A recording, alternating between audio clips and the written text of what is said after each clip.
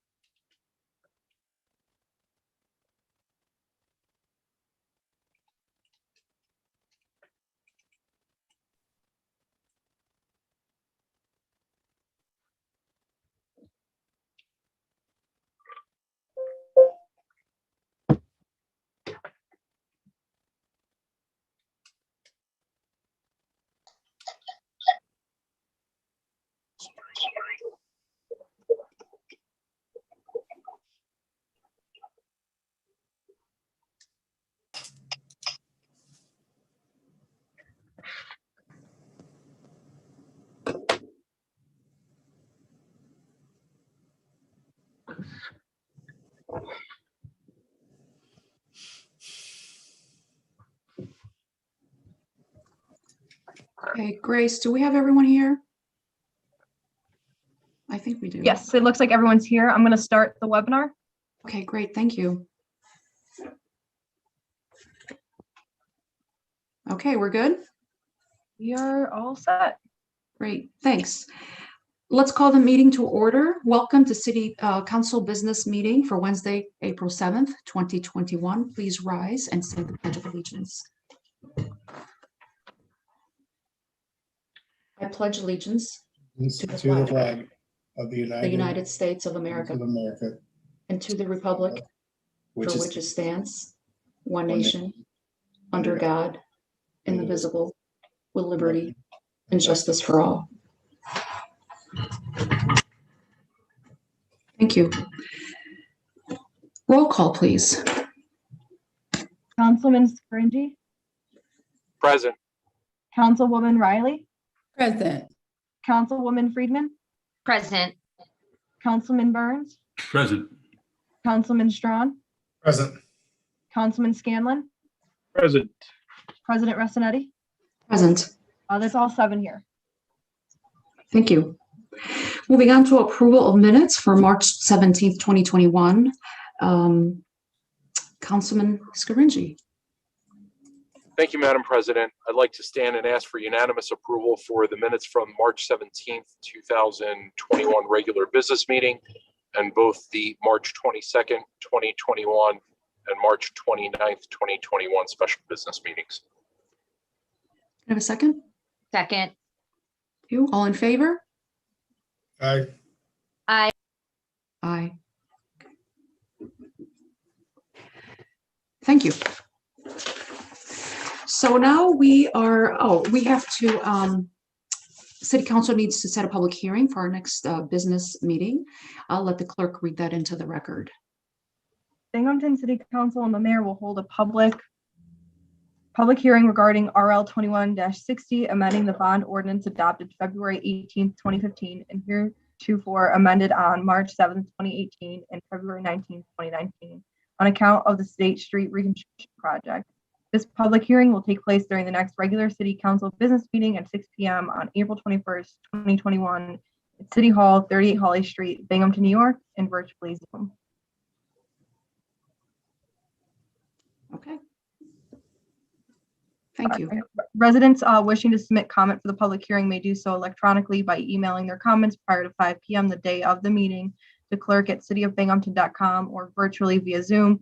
During the meeting, a City Hall will be closed to the public during the meeting. For any questions, please contact the City Clerk's office at 607-772-7005. Thank you, Grace. Moving on to public comment communication. So I just want to welcome everybody to call in. I encourage you to call in. You'll have 5 minutes to speak, as always, on city issues. As always, I will ask you to be respectful. I will ask you to refrain from using vulgar language, especially as I happen to know that there are some families watching tonight. So thank you for that. I thank you ahead of time for that. And Grace, please let everyone know how they can reach us tonight. Okay, tonight we will be doing a public comment through Zoom. So anybody wishing to talk can raise their hand and we'll go through the list and allow them to speak. We do have some letters that we can read. We will read as well. Okay, we can maybe hang out to those like when we're done with a call, with the calls. Yes. And can you please share that phone number? There's no phone number. Oh, We aren't up there. sorry. Okay, you're right. It's different now. Thank you.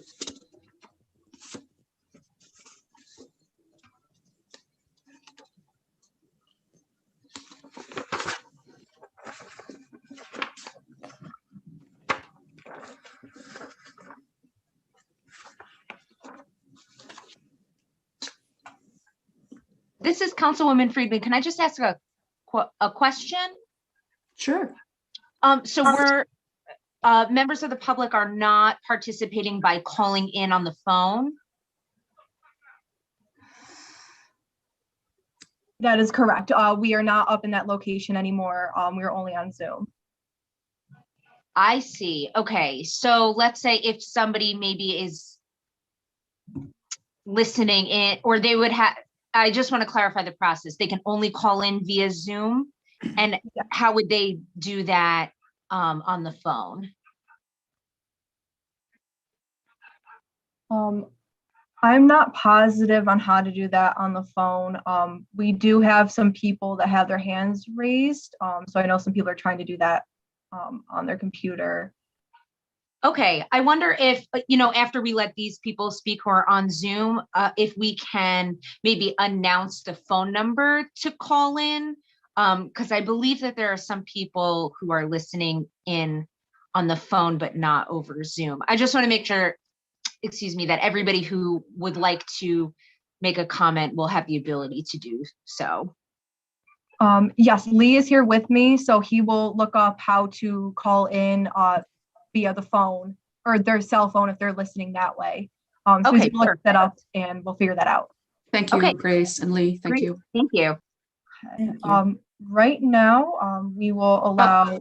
Oh, it Was that a hand? Yeah. Councilman Riley? I just wanted to know if this was, this change was on the website, because it's not in the minutes. It's in the agenda. Okay, but it was not publicized on the website. So if someone decides to access the Zoom link now, knowing this is the process, are we authorizing a late request for the Zoom? Yes, people can still log in late to Zoom. I think we have it set up that way where, Perfect. if someone wants to enter in 20 minutes, they can so, or Okay, whatever. That's what I wanted to know. All right, well, thank you. Thanks, But Grace. And if we can add this, highlight it for future meetings, if this is the way we're going. I think Lee and I talked about that last week, adding it actually to the website opposed to the attachment. That way Okay, it's easily accessible. I appreciate it. Thank you. we can do that. All right, Okay. so we Hi, will Grace. allow Emily Christian to begin. Give me 1 second. Let me just make sure this is all working. There we go.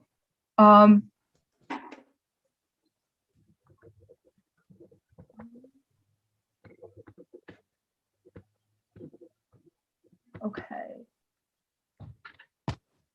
All right. Emily, can you hear me? Yes, can you hear me? Okay. Yes. Please state your full name and address for the record. My name is Emily Christian and I'm on Vestal Avenue. Okay. You have 5 minutes. Great. So I am calling to talk about the sewage treatment plant.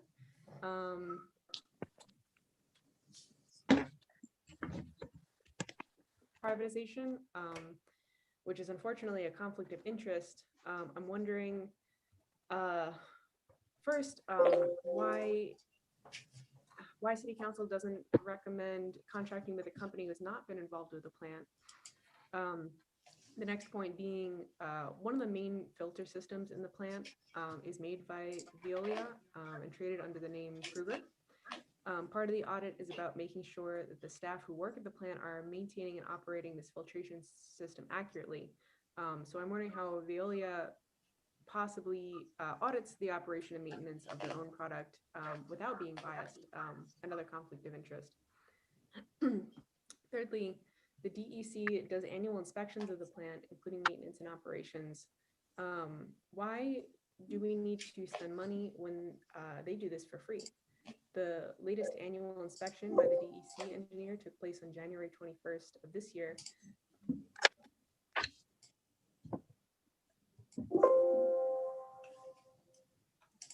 Problems at the plant stem from, it seems, a lack of oversight and poor financial management over the decades, not so much what has to do with staff and management at the plant right now. Actually, I believe if it weren't for the plant's convoluted oversight structure, the catastrophic collapse of a retaining wall in 2011 might have been addressed earlier, and at least that could have been avoided. Records exist to attest to the fact that plant staff notified the board and owners at the time that there were significant issues with this wall, but they were ignored. Also, many of the manuals for operations and maintenance were not provided to the plant staff until a couple weeks ago. The city or someone sat on them for a couple months and only made them available to the staff at the plant on the day that the city posted their request for proposals for an audit. And I'm wondering why these manuals weren't shared in good time, which ultimately, given that the project cost taxpayers nearly $300 million, it's a scary fact. Also, work at the plant is still not done. So things that are still not fully 100%, things are still not fully 100% operational. And I'm wondering why the audit is coming now. And the city / the mayor will not share a draft of the contract with city council. They're being asked to vote on something. You are being asked to vote on something you haven't laid your eyes on. And the last the last point is that, I mean, there's significant reason to believe that Veolia is not, not the best option for the city of Binghamton for a couple of reasons, most being related to their history. So senior executives of the company knew about the potential issues that happened in Flint, Michigan, for example. They screwed up the drinking water situation in Pittsburgh, Pennsylvania. I don't know if you have my email, but feel free to email me if you want the sources. The city's corporation council seems to be more interested in defending Veolia's reputation than to look into the real truths behind the history of Veolia. So those are some of the main points I would like to summarize in 5 minutes. Thank you. Thank you. This is Councilwoman Friedman. It was quite difficult to hear that caller. And I received a message actually from a constituent who said that it was difficult for them as well. Is there any way to turn the volume up? It was also difficult to hear on our end. I hear you loud and clear, volumes all the way up on this. It could have just been her audio. I'm not positive.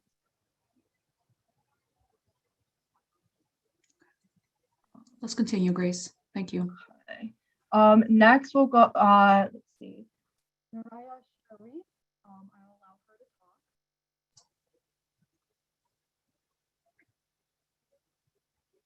talk. Okay, can you hear me? We can't hear you. Are you there, Grace? Yes. Okay. Go ahead. All right, please state your full name and address for the record.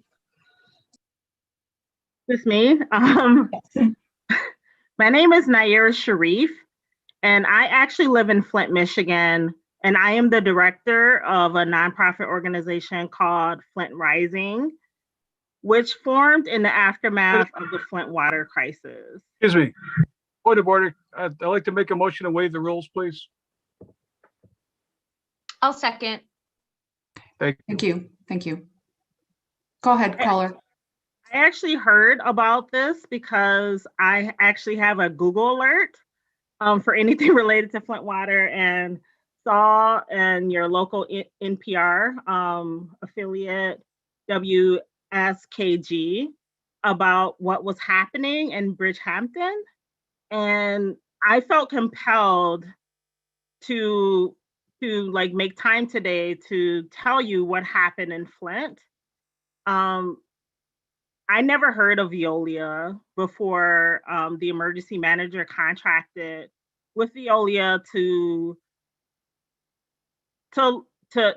do a study of how to control Flint's, at the time, total trihalomethanes, which is a chlorine byproduct that was contaminating our water. And from what we had was able to secure like later on from through like the FOIA requests through with the state and with the city of Flint. Veolia was more interested in selling their products and like their and a management contract for the Flint water treatment plant. They were more concerned with that than to sound the alarm that the total trihalomethanes could have an adverse impact by exposing residents to lead in our drinking water. And, you know, one of the charges of Flint Rising is like, we don't want any other community to experience what we experience. And having a transnational organization that is solely interested in making profits and the headquarters of that organization is not even based in the United States. Like we wanted to make sure that folks like our comrades, the people that we love in the United States do not have to experience this. And so like I would really urge you to not even like consider Veolia in this contract, because you know, from the back and forth that we saw in the FOIA requests, and like as you probably know, they are part of a current lawsuit by the state of Michigan and a civil lawsuit for claiming responsibility of what happened in Flint. They were not interested in like looking at like any sort of system, you know, through the lens of public health. They were more interested in like lining their coffers. And no community should be looked at with dollar signs in their eyes and looking at like what's the long-term impacts of what's happening in Flint, where you have, you know, like populations and generations of folks who went through, like women who went through, you know, miscarriages for their young children, you know, like they've had miscarriages. Like we have children that had like elevated blood lead levels. And, you know, like, and we're still fighting for like the long-term resources for our population and ensuring that people have like long-term health care. Like, I really do not want that to happen to your community. Like the idea of that even happening is like making me tear up. And knowing that Veolia is like this soulless corporation that is like in the business of privatizing water and sewer systems and does not even care of what's happening in your community. And like once you like sign on to them, like you really don't have any sort of recourse. Like I really do not want that to happen to your community. Like I don't even know your community, but like I just really felt like I wanted to like let you know of the struggles that we had in Flint. You have 1 minute left. Okay, thank you. I just really wanted you to know, and I really urge you not to approve any sort of contract with Veolia. Thank you very much for your time. Thank you.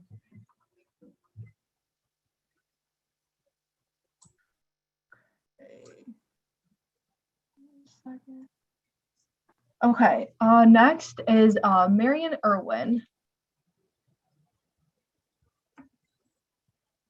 Hello, my name is Marion Irwin. I live at 9.5 I've I came to listen mostly, but I am curious as to what other options are besides having a private service person doing this, and whether it has been considered to take it back more locally. That's it. Thank you. Thank you.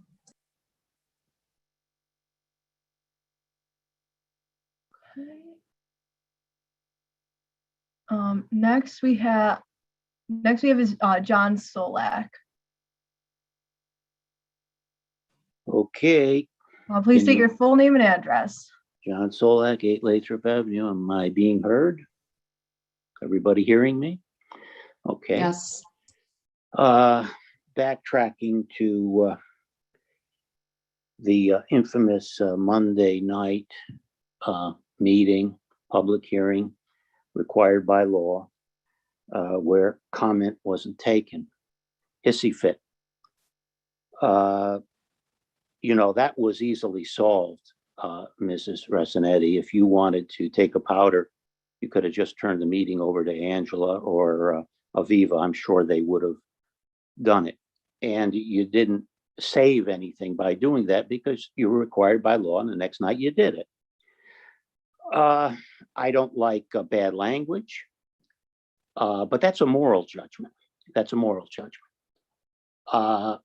I make it clear when I talk in front of city council about anything where my morals differ than the prevailing morals, that I'm not suggesting at any time of depriving anybody of their rights, Mrs. Resinetti, you're making a moral judgment on bad language. I don't like bad language. I agree with you, but it's not your judgment to make. Just like you're at the Pride celebrations. That's something that my religion says is a no-go, but you're at the Pride celebrations. So, and then you make it sound on the radio like you have a young family. Your kids, one of them's on the zoning board. She's a lawyer. This is not 9 and 10-year-old kids in your house. Nobody from the city council, and I was on the same night, I was surrounded by these people. I was swarmed by them. You were in your house. They were inches away from my face. So, all I can say to you is welcome to the club. And if you don't like the heat, get out of the kitchen. Now, on the subject of your daughter being appointed to the zoning board, the mayor appointed your daughter to the zoning board for a term. I believe there's a stipend connected with that. Mayor uses terms like unprecedented. Well, I'm older than the mayor. I have a pretty good memory. This is unprecedented that a council president and a zoning board member would serve the city at the same time. To me, it's ridiculous. This is a city of 45,000 people. Why are all these appointments doled out to the cult, to the clique? You've got 2 planning board members, Emmanuel Priest and another guy who's the county clerk's right-hand man, that are both heavily involved in politics. If this city wants to diversify, it's certainly got room to reach out to other people. Your daughter may be a nice individual. She may be a lawyer, but she's your daughter. If you look at Black's Law Dictionary, you don't want to set up conflicts. There's essentially two main attorney firms that go before the zoning board. And I would urge the council to exercise the option under city law, town law, to create a system where the zoning board and the planning board have alternate members, just like you have alternate jurors. And when a conflict arises, which in this case is going to be considerable, if she's going to pass on things that are her law firm is involved in, she's going to have to abstain quite a bit. So we need to go with that alternate system where zoning fully cleared and trained zoning and planning board members are alternates, and they come in when a decision has to be made where there's a conflict, because otherwise the public's getting cheated twice.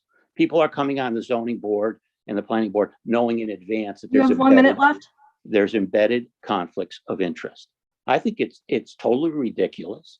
I think one of you if you want to do the right thing, one of you should resign. Do you think that the public is stupid?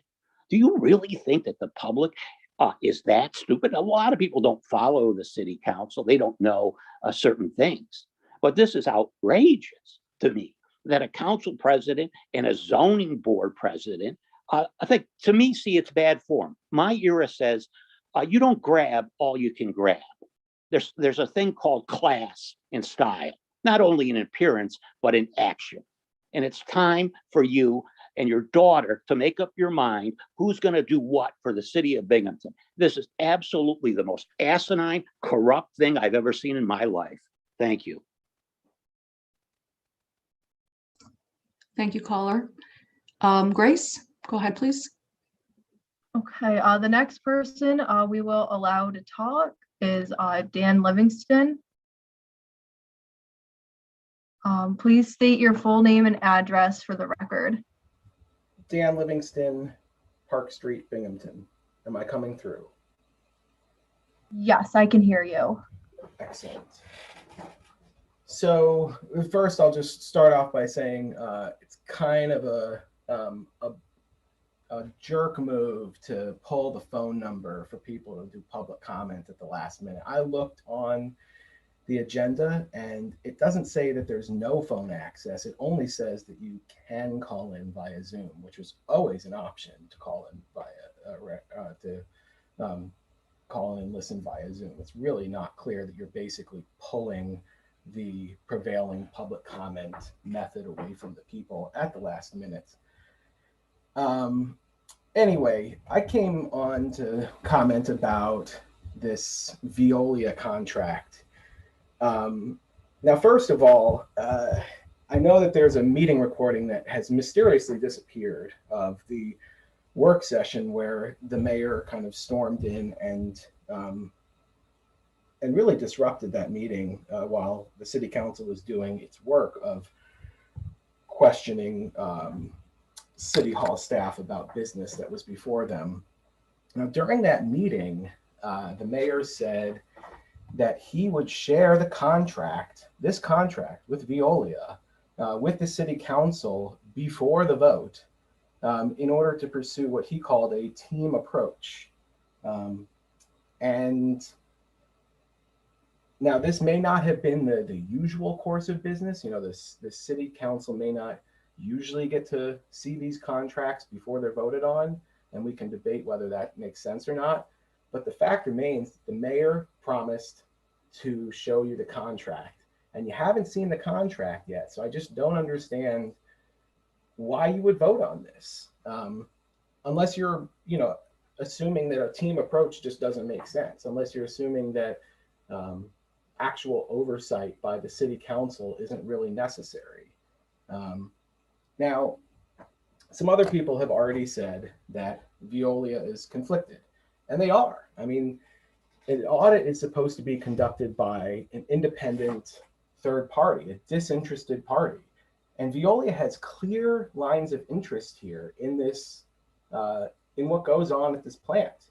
They were involved in the construction at the facility, and so they have a clear interest in their work being deemed not just acceptable, but awesome, but great. And so to have them audit this facility, to have them audit the maintenance and inventory tracking system at the plant, it presents them with an opportunity to paint their involvement prior and during the construction in a more favorable light.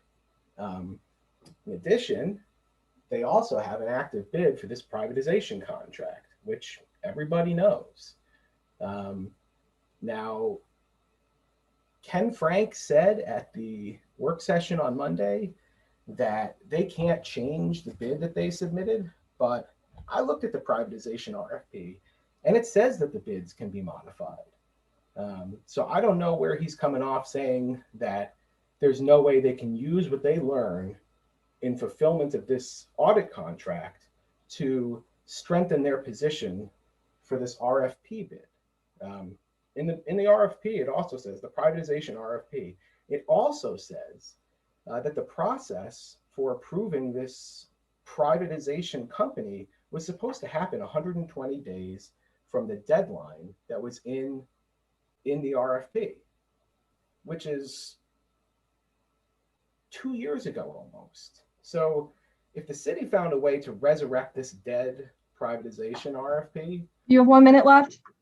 then the provisions that are there to keep the bids as they are obviously can be changed. I mean, the notion that somehow this process is on the up and up is kind of ridiculous. I mean, if the city council wants to see a contract before they vote on it, it's not an unreasonable thing to ask for. I haven't heard a single explanation besides this is just how we do things as to why the city council shouldn't be able to see this contract. Anyway, that's all I've got. Thank you.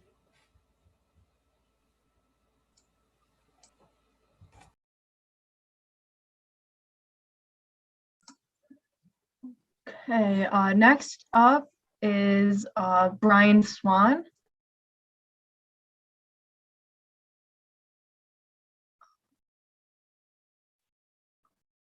I'm trying to get him to unmute. Okay, There you can go. you hear me? Yes, please state your full name and address for the record. Okay, my name is Brian Swan, and I live at 5 McNamara Avenue, Binghamton. Okay, I'd like to talk to you about a couple of issues about the proposal for audit for maintenance at the sewage plant. I'm a mechanic there. First, a question.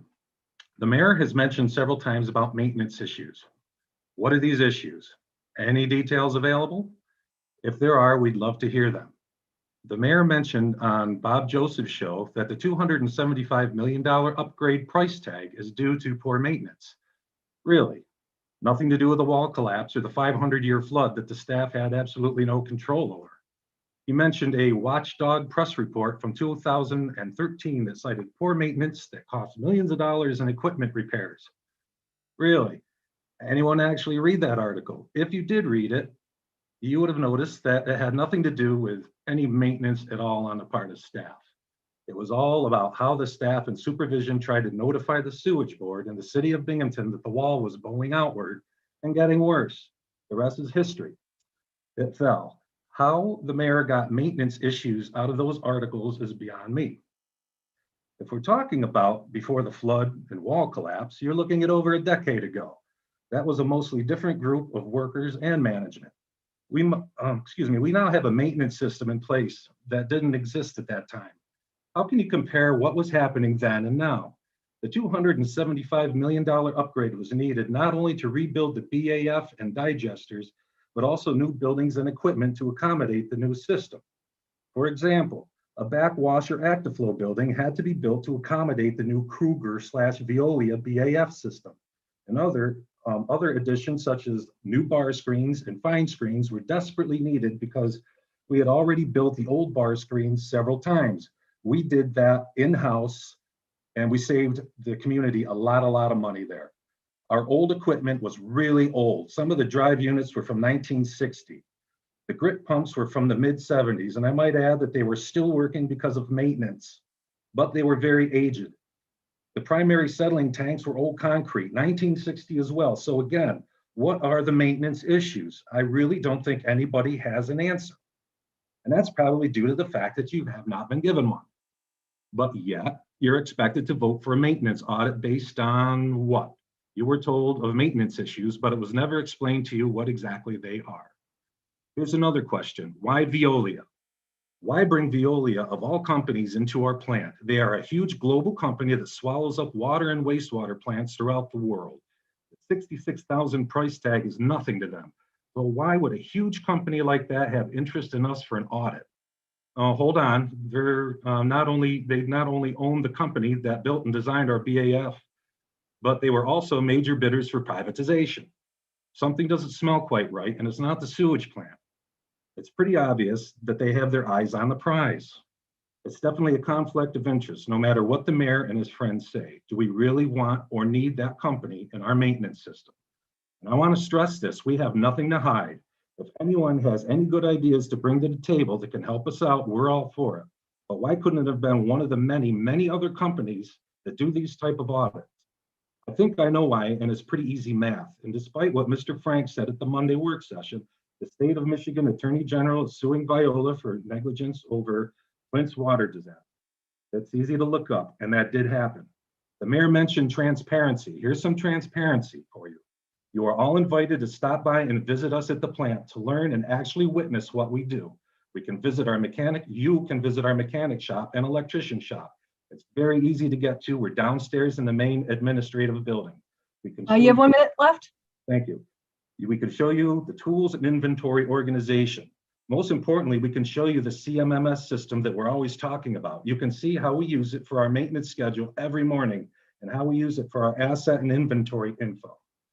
Don't you think that you owe it to your constituents and ratepayers, as well as ratepayers from other communities that have no say, to know the truth and not some political narrative? We're all very proud of what we do, and I strongly feel that after you left your tour, you feel pretty darn good about what's going on at the plant. And by the way, not sure if you know this or not, but the CMMS system is $10,800 annually, and we just signed a 3-year contract. So we're using it constantly, and it's definitely money well spent. We appreciate the fact that most of you said at one time or another that you have our backs. However, we're afraid that the world giant Veolia is going to put a knife in ours. And can you blame us after all of this privatization talk? And there they are doing our maintenance audit. Your time is up. Please consider us. We have a lot of good information to share, and I'll reach out to whoever I can. Thank you. Thank you. Okay, next is Gary Edwards.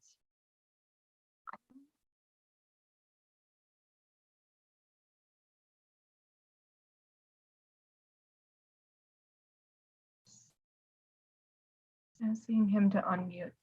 Oh, there we Hello? go. Hi, Hi. please state your full name and address for the record. Gary Edwards, 13 Clarendon Drive, Binghamton, New York.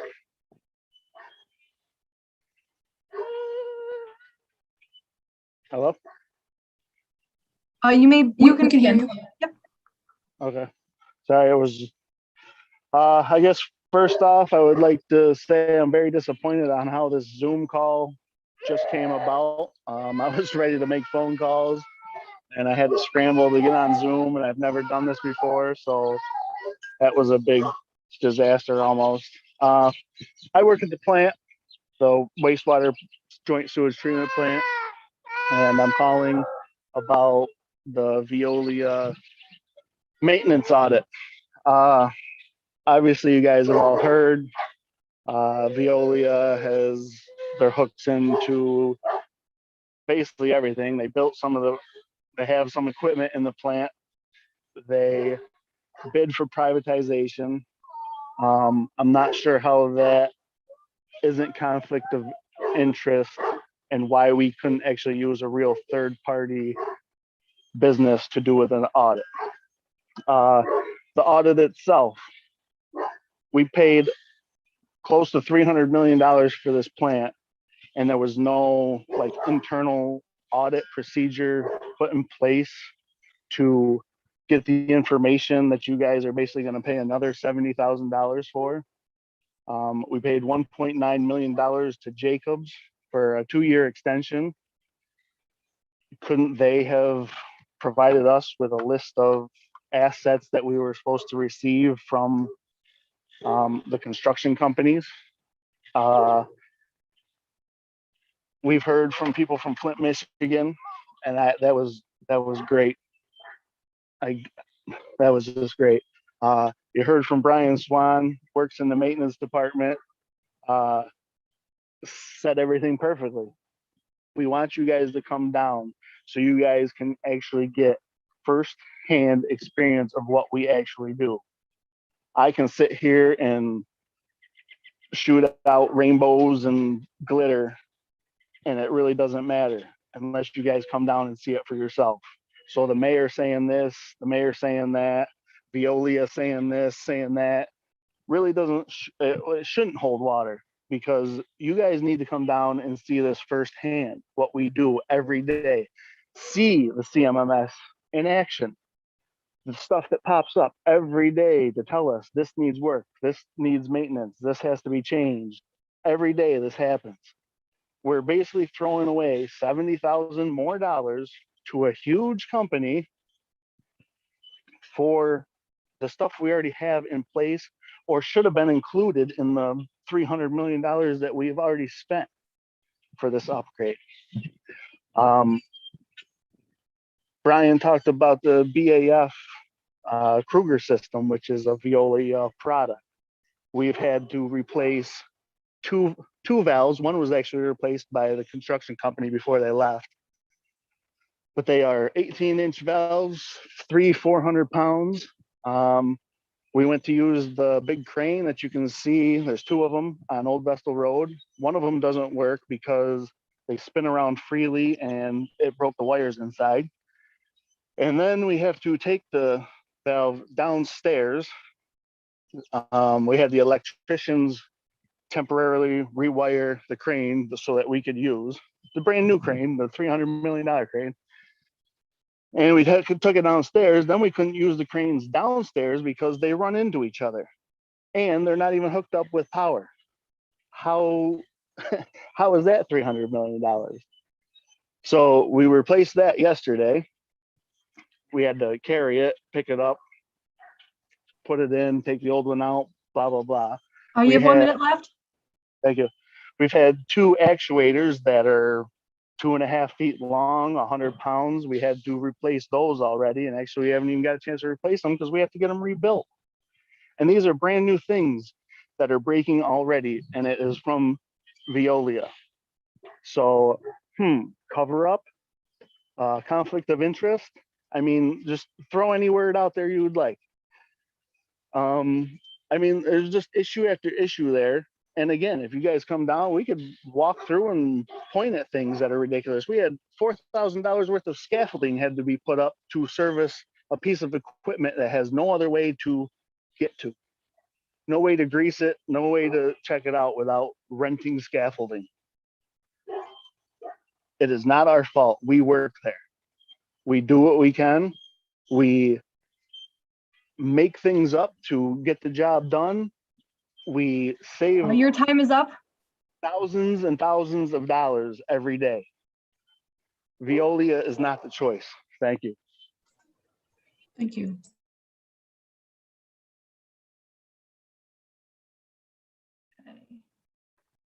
Next we have Valdi Widerpass. I will allow them to speak. Okay. Thank Please you. state your full name and address for the record. My name is Valdi Wiederpass. I live in 809 Madeline Drive, Endicott, New York. And even though I'm not in Binghamton, this wastewater treatment plant is a key feature for the entire county in terms of enabling potential new business that needs an output. Excuse me, do we need a motion to suspend the Madam rules? President, motion to Thank you. to the rules. Second. Thank you. Thank you. Thank you for allowing me to speak. Yes, go ahead. My background is chemical engineering. I have worked in the chemical processing industry, but that's a long time ago.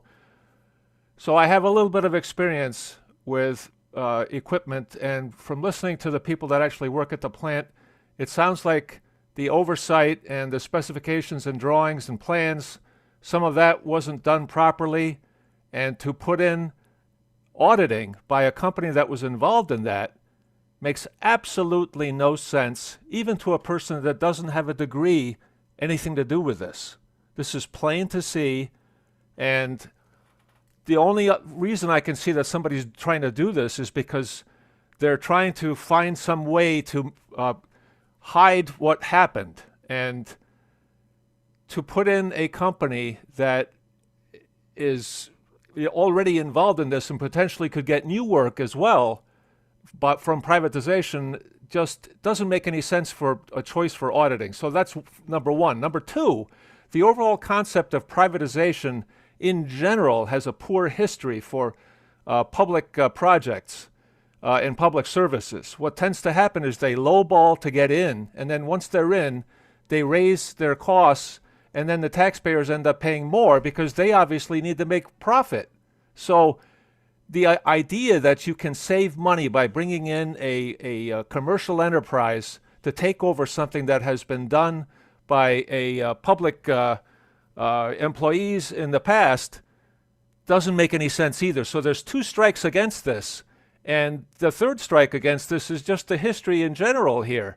What needs to happen is you need to hire somebody that actually understands this type of equipment, is willing to go through and look at the history, willing to listen to the employees that are working there, and to sort through this mess and figure a way forward so that things improve, because this is a key piece of infrastructure for our entire region here in the Triple Cities.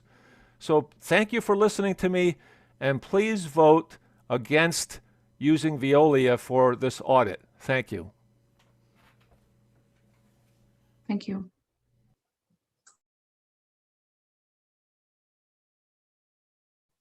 Okay, next we have Michael Dundon. Okay, Hello, please. everyone. I was just making sure everyone could hear me. My name is Michael Dundon. I live at 13 Bradley Street, Binghamton, New York. I'm going to kind of make this short and simple. As elected officials or public servants, you are to do your due diligence. And if this gets voted through without the due diligence being done, your legacy could potentially be Flint, Michigan water in Binghamton, New York. And if that's what you're willing to risk your legacy on without seeing contracts, without kicking tires and making sure everything's not in line, well, then so be it. But if the water gets poisoned in this area, that's going to be your legacy. And I'm sure the council people, when they brought Veolia in Flint, Michigan, didn't think anything of it and probably let it go by. But if that's what you guys do, it's going to be exactly the same thing. And that'll be the end of any of you ever having a political future. And like I said, that'll be tied to your legacy for the rest of your life. That's all I have to say. I don't need the allotted 5 minutes. God bless, and I hope you guys do the right thing. Thank you. Thank you. Next, we have Tom Costello.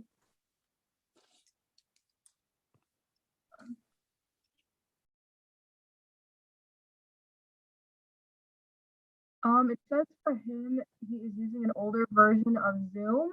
It doesn't allow me to let him talk. Let me see if I can. Oh, I think I got. There he is. You can hear me now? Yes. Please state your full name and address for the record. All right, so some of you know me as a former city official, Director of Code Enforcement, retired. And I just want to remind you or share with you that I was a facilities engineer for Broome County for about 7 years. Then I worked for a local engineering company as a marketing director for about 10 years prior to my employment with the city. Then I worked as a director of, Deputy Commissioner of Public Works. And after that, I became the Director of Code Enforcement.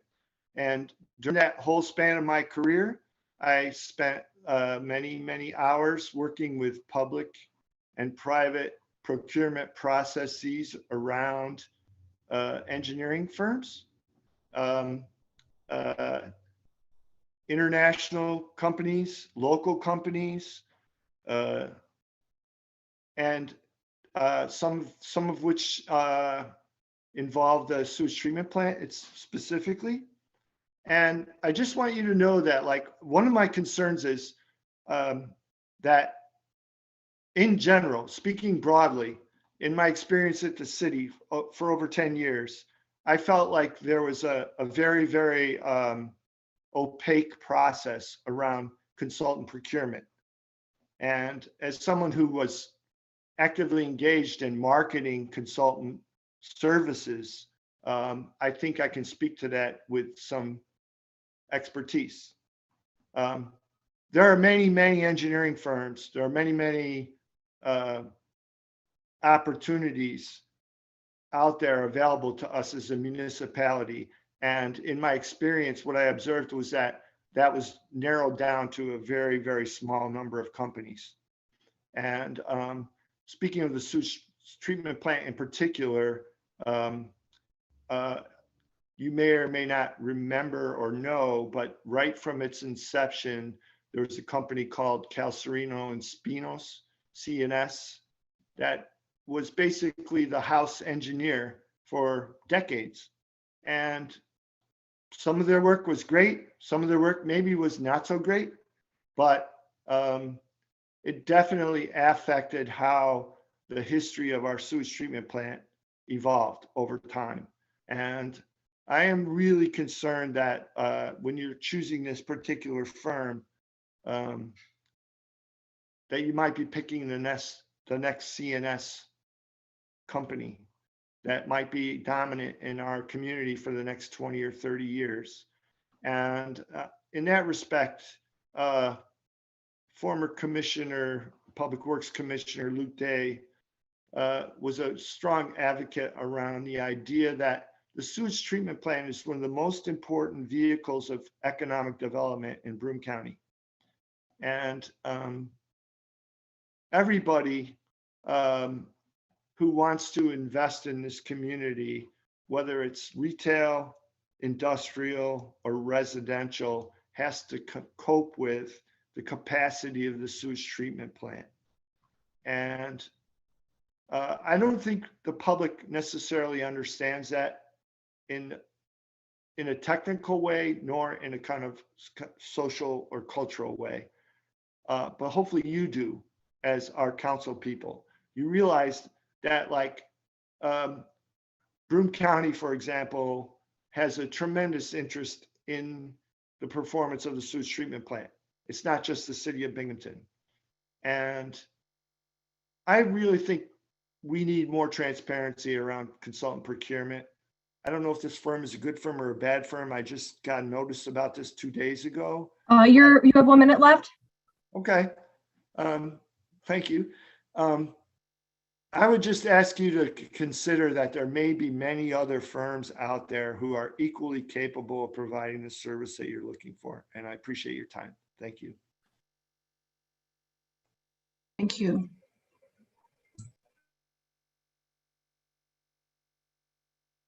Okay, hold on. I just had to make sure I don't want to. He might just stay as a panelist. I don't know how to remove him as a panelist right now. So we will move on to the next person. I'll try to figure that out as we're going along. The next person to talk is Mary Clark. Thank you for your time today. I'm Mary Clark. I live at Laurel Avenue in Binghamton. I was really moved by the woman from Flint, Michigan, who called to warn us. I think what they've gone through is horrific, and it's by the hands of the same company that we're considering here today. And I think we should take heed. It harkens me back to remembering when Broome County was going to hire Armoc, which they ended up doing to privatize food service in this county. And we were warned by many other communities, as the woman tonight did, and we didn't heed their warning, and it became quite a bit of a disaster at the county level. When we try to privatize public services, it becomes dangerous. It's a very short-term, cost savings, so to speak, but in the long run, it costs us more in quality, it costs us more in money. And this is the beginning of privatization, and we have already invested $300 million into this plant, and to allow it to be turned over to the management of a private company is really dangerous. A previous caller spoke about, isn't there someone else who can do this? The DEC. The DEC does this free. They do the audits, they do the inspections, they do all of this. And why should we pay money for this? And the second point I'd really like to make, which I find almost irresponsible as elected officials, that you would choose to vote on something and move something forward sight unseen. I'm really shocked, and I hope you, Joe Burns, if you're elected mayor, that you change the way of doing business, because this is no way to do business, that you hide what's in a contract. There's no transparency. We don't know what we're supposed to trust someone. Well, if I'm going to trust someone, then they'll be forthcoming with the information so that all can see. For you to vote on this contract tonight and to approve it is really irresponsible. And you really have to think of the ramifications of our future. We have this investment to lead into privatization. It's dangerous because people want to just make money on our backs and provide us with the lowest quality of service that they can so that they can make the most money. I think we need to yield and support the good work of the people who work at that plant day to day and have really worked hard to make this the best plant that they can. And I would urge you to not vote on something sight unseen. And I would hope that in the future, we have a mayor that will not allow contracts to be done in the back rooms and hidden from public view when we have such an investment. And I'm really worried about what happened in Flint, Michigan, under the hands of the company that you're about to sign a contract with, that you don't even know what's in the contract. It's just crazy to me. And I would really wish you would be responsible and reconsider your support of such a thing, because it's the hugest investment that our community has made. And we need to preserve that for the health and safety of our community as we go forward. So I urge you to vote no on this, go back to the drawing board, consider what the services the DEC You have 1 minute left. The DEC offers freely, and I hope you be responsible tonight, and I thank you for your time. Thank you. Okay, next we have Terry Renia. There we go. Okay. Good evening. My name is Terry Renia. I live at 5 Chapin Street in the city of Binghamton. And I am calling tonight to ultimately speak with you about the proposed audit at the joint sewage treatment plant. But I have just a couple of things I have to touch on first, because I think it would be really remiss if I didn't. First of all, I just tuned in to the meeting at about 6:30, so I apologize if anything that I say is repetitive of what you've already heard. The change of the meeting from 6:30 to 6 is really a way to lock out working people and make it more difficult for them to participate in this process. And I've been really bothered by it since the change happened. But I'm just going to say now that if I were a paranoid type, I might think that it was done to intentionally try to reduce public input and the public paying attention. The second thing that I want to say, and I understand that the format of the online meetings has had to change because of the way that council is meeting all offsite now. I understand all of that. But a year into this process of online meetings and trying to keep the public engaged, to change the time that you meet, and then now to change the way that people can call in and make their voices known is really, it's really kind of unforgivable.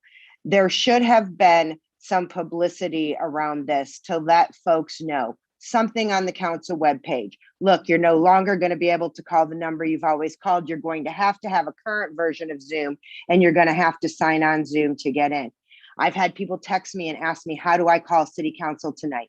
Because it was not publicized, and I don't know if it was made clear in the beginning of this meeting, but it's not now. If I were, again, a paranoid type, I would feel like perhaps this was an attempt to just continue to pull the shade down and make it harder for the public to engage and to be aware of what's going on. One last thing, and then I'll talk about this audit. And this is about council's role in general. I have called and been to meetings, and I've said this a million times as someone who served on council for 10 years. City council has a role. And the role isn't to say no to the administration every time, but the role is to oversee the purse strings. And the role is to be another set of eyes. And the role is to make sure that your constituents, the residents of this city, are represented in the decisions that you make every single time. I can tell you, when I was on city council, we saw contracts before we voted on them, period. I cannot grasp the idea of voting on something, giving someone a blank check. And for anyone who thinks that it doesn't matter, I just will refer you back to 2 years ago and the contract for $140,000 for the last audit of the sewage treatment plant that produced absolutely nothing, because there was nothing in the contract that called for a written report. So that's my say on that. And I really hope that this council will take a moment and think about working hard to increase transparency and accountability.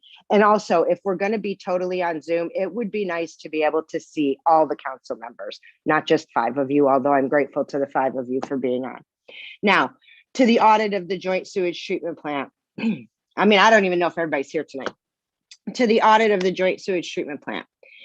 If a legitimate maintenance audit is what you're looking for, the way to get a legitimate audit is with a disinterested third party, someone who has nothing to gain or lose by their involvement in this audit, someone who is hired purely to do an audit. I own a business that gets audited every year, has a quality audit done on it every year. The consultant that audits my business changes the auditor every other year to make sure that it's a disinterested party, third party. 1 minute left.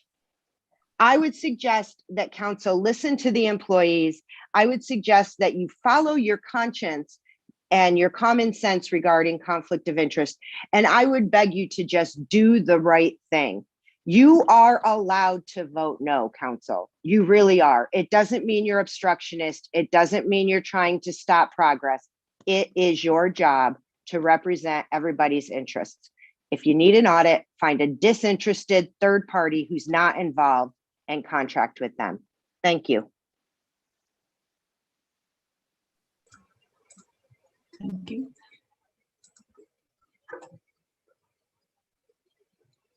Okay. I'm going to enter the number, the webinar ID and the passcode into the chat. It's open for everybody. So people who are on their phones will be able to speak. This is Councilwoman Friedman. Grace, I wonder if maybe for the people who might be streaming it on YouTube, if you could read the phone number where people could call in as well. I have that information available if you don't have it. Okay. Yep, I have it right here. Okay, perfect. It's 1-929-205-6099. Webinar ID 985-8742-5513. Passcode 981376.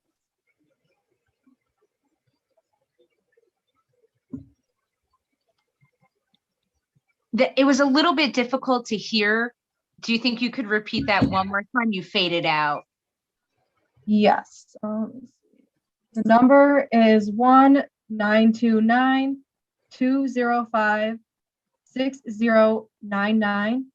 Webinar ID 8742-5513.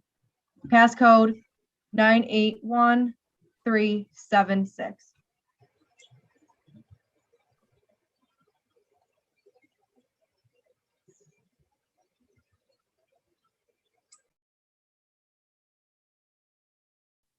Do you want me to allow the next person to speak, President Rossetti? Oh, yes, of course. Sorry, I thought we were ready to go with that. Thank you. Okay. The next person is Nick Jesnoff.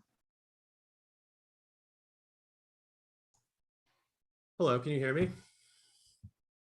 Yes. Hi, thanks for taking me. Just want to say that wanted to speak on the Veolia topic for a moment.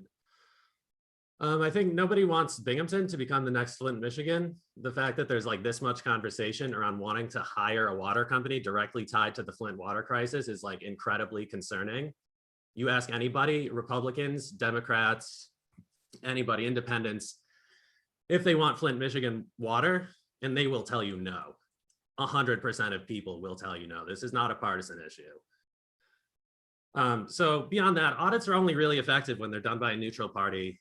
A company auditing their own work and also a utility that they're looking to privatize, that's not okay. That's like obviously a conflict of interest. How can you take any conclusions that they come to seriously? There's a reason that auditors don't work for the companies that they're auditing. Then the issue becomes who will audit the auditor? Who's going to come in and clean up Veolia's mess down the line? And then beyond that, like, why is it all being done so secretly? If it's essential, share the draft of the contract. Let us all see it. It can speak for itself. Hiding and obfuscating information is never going to create trust for anything, especially something as vital as water. If the mayor and anyone else who feels this is essential can share that information, let's see it. Let's see it. Stand by it. If you stand by this information, let us see the information. Let's go. And then beyond that, like, how are you going to privatize water? You can't just take that back. This isn't like, oh, we're going to give it off to this company for 2 years. You lose control of your water. Water is essential to everything. You allow a company to do what they want with your water, you are in for serious issues. Nobody wants Flint water here. Nobody wants it. People in Flint don't want Flint water. Anyway, that's all I have. Thank you for taking my call. Thank you.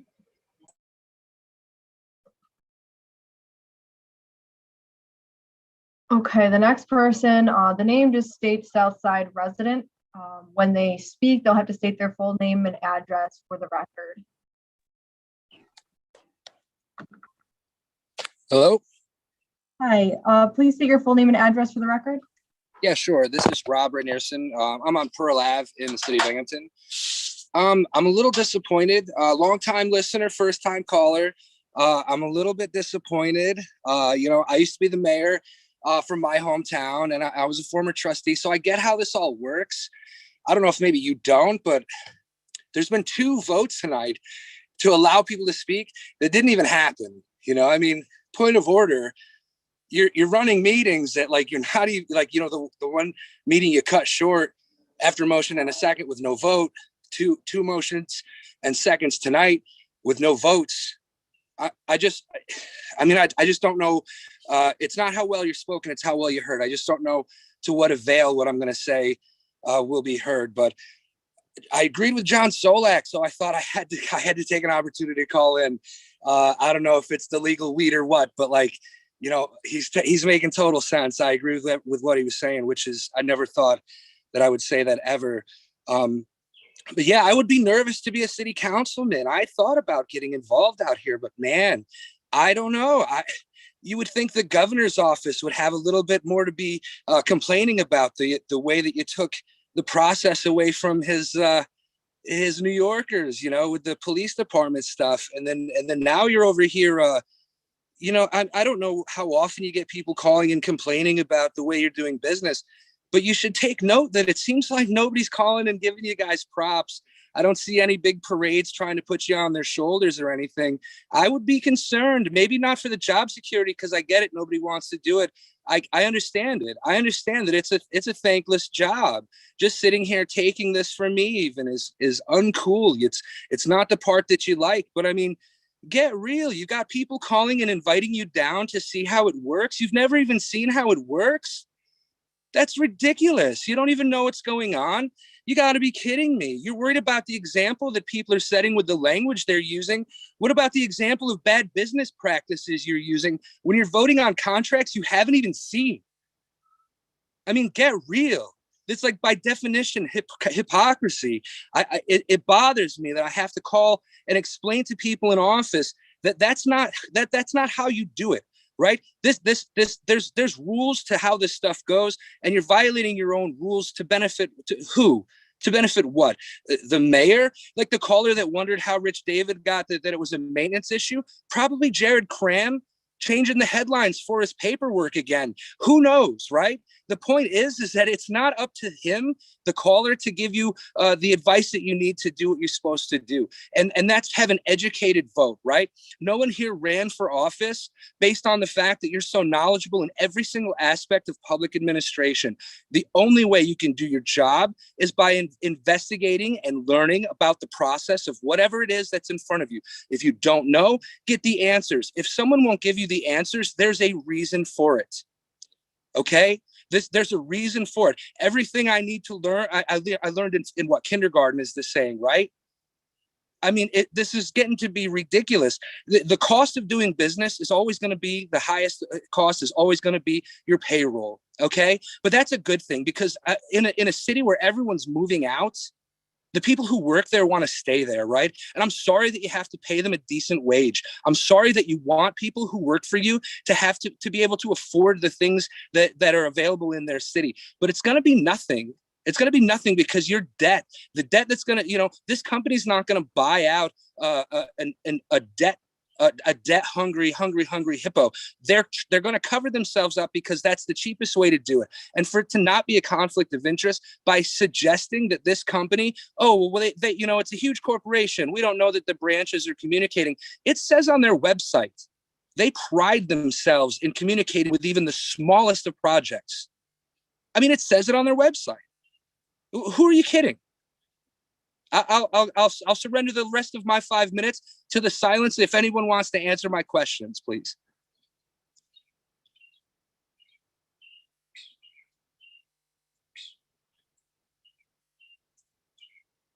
That's what I figured. Seriously. That's what I'm getting. I just moved here. I just got here. I haven't even really decided if I was going to get involved or not. But I guess I don't have. You have a minute left. Infuriates me. I've already given, what's that? Is that my 1 minute?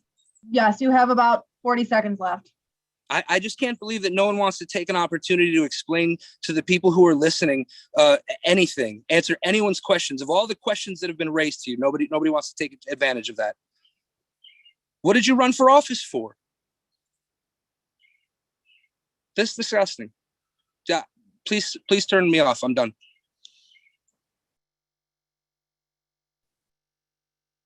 Okay. The next person we have is Susan Link. I will allow her to talk. Please state your full name and address for the record. Susan Link, and I live on the east side of Binghamton. Good evening, everyone. Wow, that last speaker. Whew. Anywho, I want to thank you for the opportunity to speak. Unfortunately, I didn't know about this notice till 5:30 this evening. So once again, I'm saying I'm not really prepared. However, I have done some research in the past about this company. And I don't know, guys, I really wish you could have read the contract first. If you could have done some research yourself, this is not a good idea. Now, I understand I'm not an engineer, but we had people this evening who were engineers and who were explaining. You had several employees who, by the way, took big risks to talk against this project. You do know that. It's happened before. Look at Dan Livingston. When he started photographing and making public what was going on in our treatment facility. Not good. And they're offering to show you what's happening. You don't get that every day. Usually they don't want you all council people involved. They don't want people like me, who's just part of the community, involved. And there, what's that old cliche that says, if something sounds too good to be true, it usually is. And I'm deeply concerned as a private citizen and a voter, I have to say, and I don't want to be Michigan. I don't want Binghamton to become Michigan. And don't think it can't happen, because the people in Michigan think it couldn't happen either. So I don't know if you can do table this vote this evening so you get the opportunity to talk to the employees, go get a tour. You don't have to listen to all the speakers that you had this evening, although I thought a lot of them had a lot to say. And I have to say what Terry said, I wish all city council would be here so I could see who's involved, because all I see is you five. Tom was on in the beginning and then he disappeared. But that says a lot too. And we're not here to give you guys a hard time. I know sometimes it feels that way. I know, and it's hard. It's hard to have your constituents disagree with you. But we're just trying to have our own transparency. We're trying to be fair and have an open dialogue. That's really what this boils down to. So please consider, I agree with almost everybody who spoke this evening. I know I'm just Susie Link and I just live in Binghamton, New York. I'm only one person, I get it, but I am a voter. And one thing to also keep in mind, our mayor is going to be leaving shortly, okay? So you all, if you vote for this and there are problems, you're going to be held accountable. He's going to be long gone. It ain't going to matter to him. Just keep that in mind.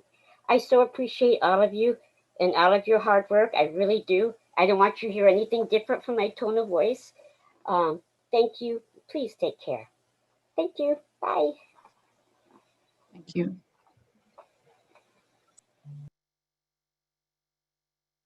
Okay, next up is Tina Chronopoulos. Please state your full name and address for the record.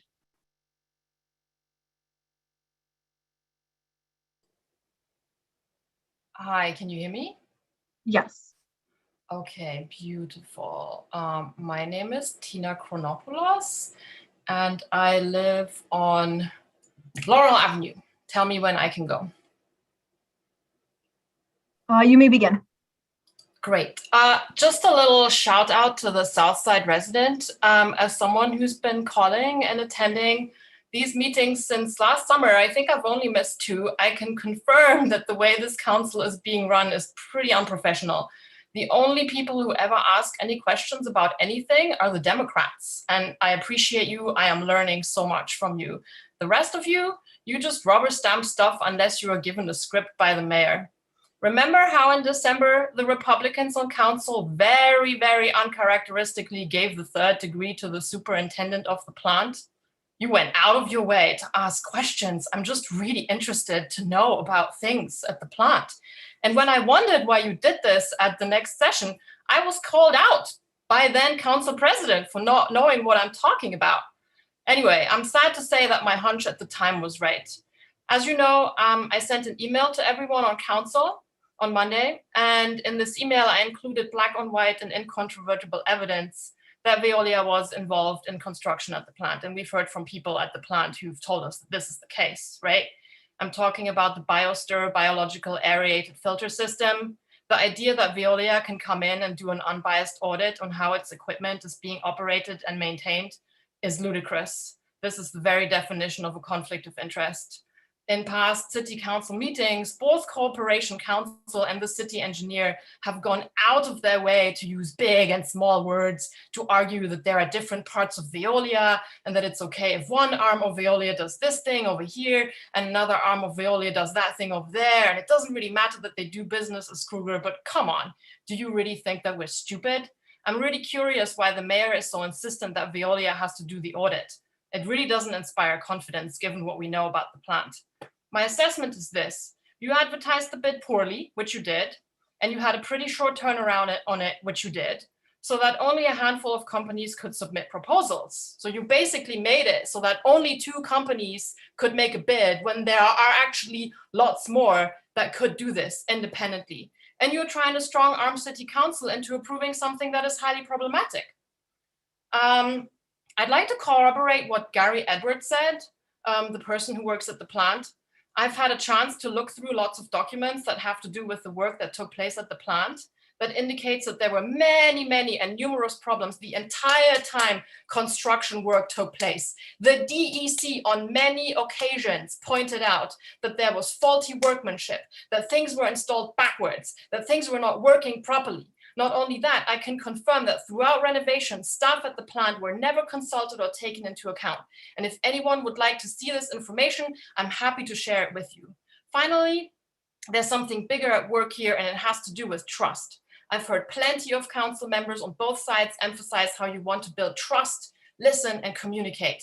I see this situation as an opportunity for you to show us that you are indeed listening to us when we tell you that we do not trust what is happening here.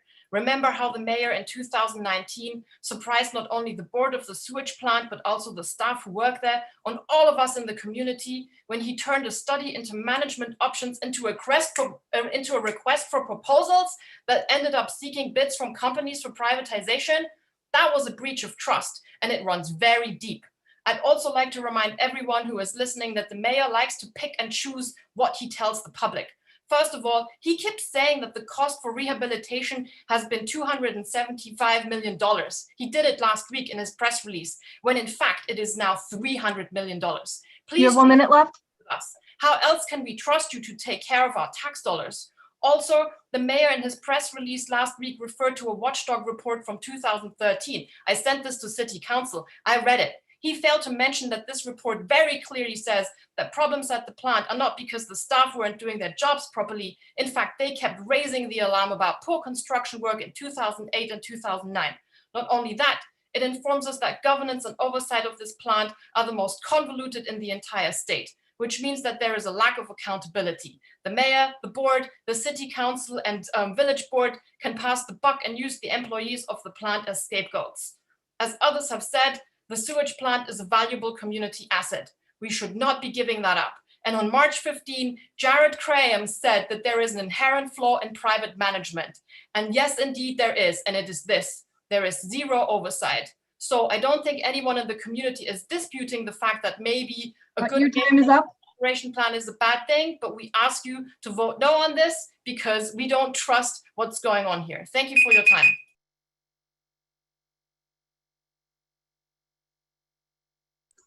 Okay, the next person to speak is Sarah Didwall. Please state your full name and address for the record.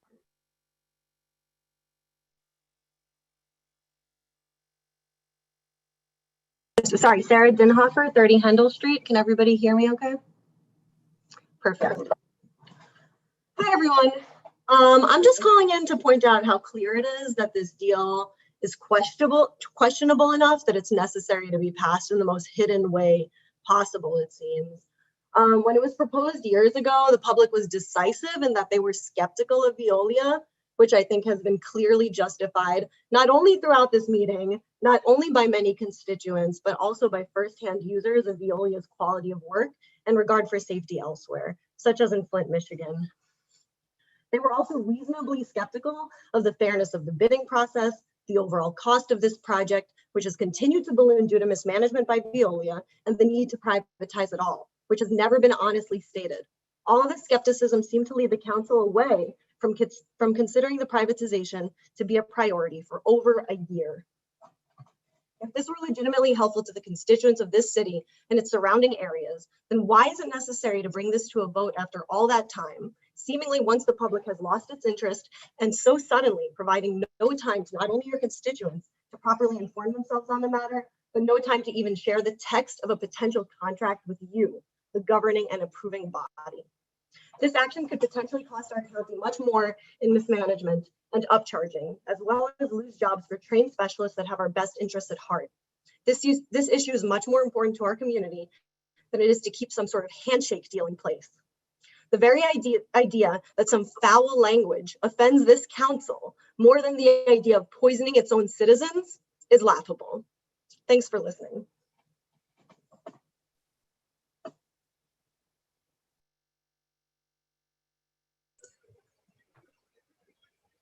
Okay, next we have Scott Romania. Please state your full name and address for the record.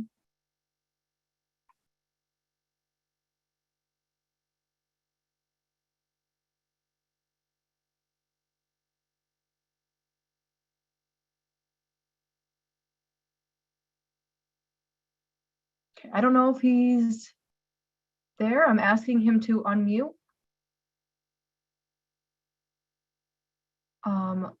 I can allow someone else to speak, and then if he's back on, I will let him speak. Go ahead, Grace. Thank you. All right, next up we have Lori Gagney.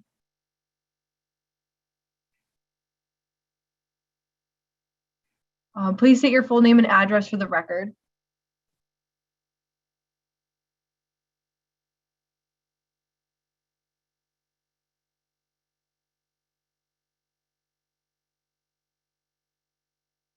It says that she is unmuted.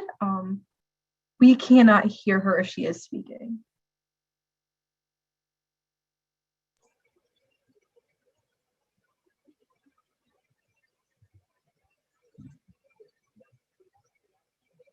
Right now, it looks like she's muted, Grace. Okay, let's try it again.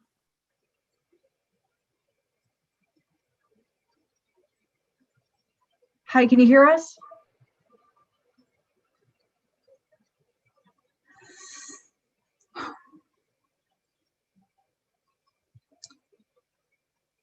Okay, we'll go to the next person. The next person that we're allowed to speak is David Stone.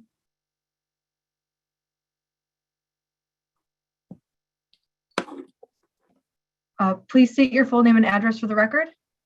Hi, my name is David Stone. I've been a resident in the city since 1975. Most recently, a 30-plus year resident of Northside Sturgis Street. Currently in process to relocate back to the west side. I've heard a lot through various means about the sewage treatment plant and that there's a contract that you're voting on, excuse me, with the company, or to hire a company that has done reconstruction, remodeling, upgrades, whatever you want to call it, and that they're going to be auditing themselves.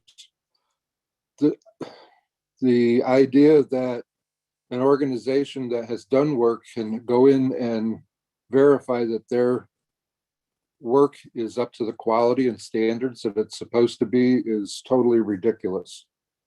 And I'm only seeing 5 council members on my screen. I don't know why there aren't a full house of council in this program. But for the council to vote for this contract without having read the contract is just beyond belief. I've been listening here to a number of people expressing their opinions, and I can't say that I disagree with much of anything they've had to say. And it boggles my mind that you can sit there and actually think that voting for a contract that you have no idea of its contents is appropriate. That just totally blows me away. Thank you for taking the time to listen to me, and thank you for the jobs that you're attempting to do to the best of your ability, I hope. And you all stay safe, stay well, and have a good evening. Thank you.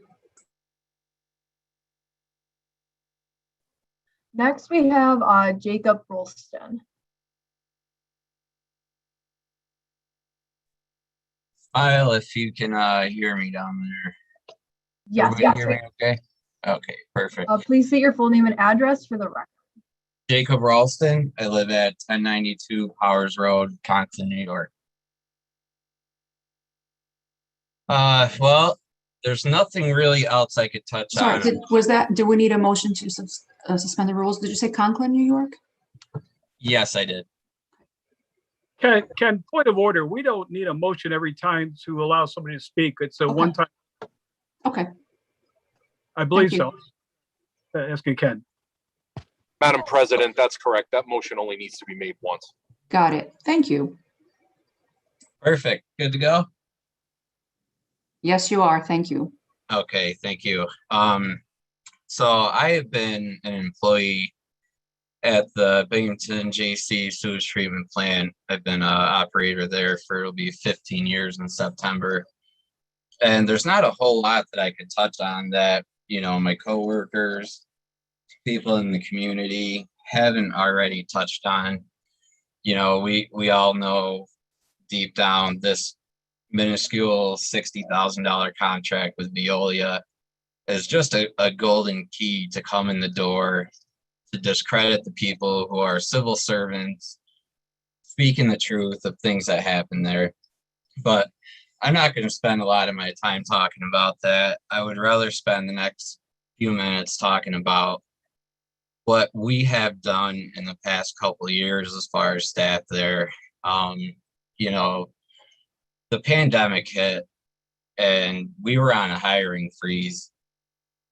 On top of that, we had to learn all the new equipment, processes, you know, put all this stuff online. We did it with bare minimum staffing.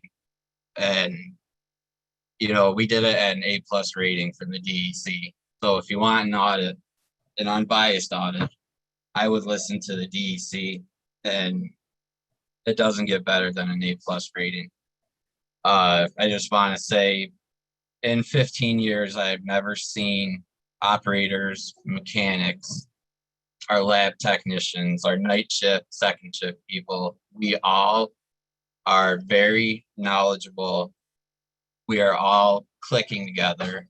And I think if you guys were to all see it firsthand, you would be extremely proud, because I know I am. I'm pretty sure we all are. So, you know, I'm not looking for a pat on the back or, you know, any acknowledgement from the mayor. It would be nice, but I just wanted to use this time to put it out there that we have busted our hind ends to learn this equipment and do it right. And we are there for the ratepayers, for the people, for the river. We're not there for profit. And if you go that route, it's going to be a big mistake. That's all. Thank you.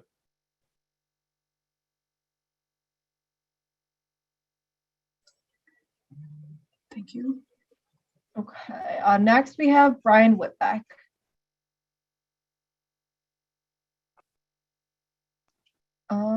Please state your full name and address for the record. My name is Brian Whitbeck, 40 Main Street, Halstead, Pennsylvania. Everybody can hear me? Yep, okay. I'm a mechanic at the Binghamton John City Wastewater. I think City Council should reconsider about having Veolia do a maintenance study on the sewer authority. I would like to personally invite every council member to the plant, to our boardroom, which we have a projection there that we can actually show you what our maintenance program is, of how we actually put equipment into the system, how we make a PM schedule for it, how we go through the OEM, copy the OEM, put it into the CMMS system, and attach it to that asset and to that work order. So when that work order does come up, we're not spending our time going through all the owner's manuals, finding the section for of an oil change, of how to do it, when to do it, what kind of oil. We have a lot of different pieces of equipment that take different kinds of oil, but we need to know all that, and that's what our CMMS program does for us. It lets us know tools that we need. We can tell the system to do what wrenches, whatever we need for the system to say to us, we can put it in there. I kind of lost my place.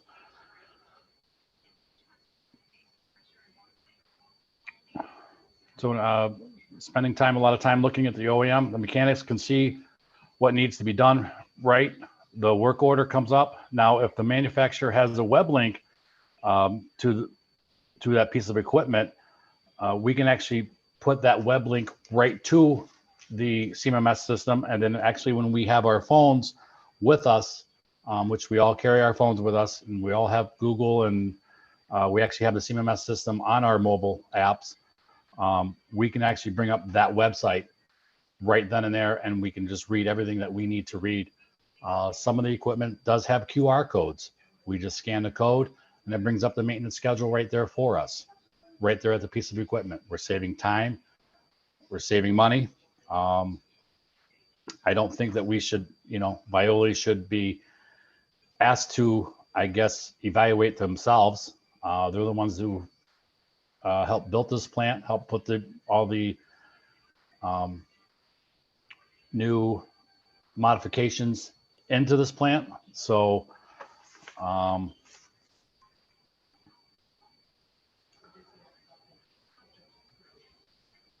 that's it. So, but like I said, I would like to say that I invite city council to come down there. You would just be in the boardroom.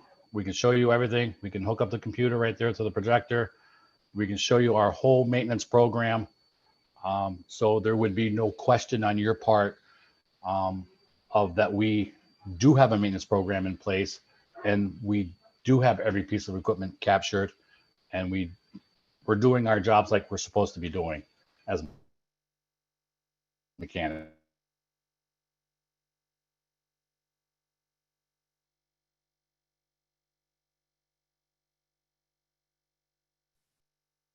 Okay, next we have Ellen Connett.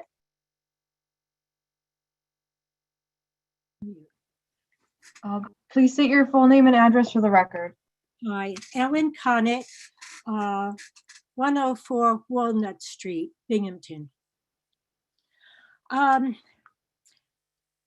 wasn't quite sure of the status of your meeting. I only read a little bit about it. I know at one time there was consideration of selling the sewage treatment plant, and that was my concern. I was late for the meeting, so I didn't hear your introduction, and my apologies once again. But maybe I'll explain my concerns about being hesitant in selling the sewage treatment plant to a private entity. I think the community is much safer in owning it because it can be involved in its decisions more so than a private entity. A private entity will do as much as it can to make a profit. And for a community-owned sewage treatment plant, that is not its objective. Its objective is to do a good job in treating sewage. That is its first objective. Many sewage treatment plants accept wastes from outside of their area for considerable sums of money. And perhaps that will be what will happen also if it's publicly controlled. But if so, the public should be informed of that and what types of waste are being accepted from outside of our area.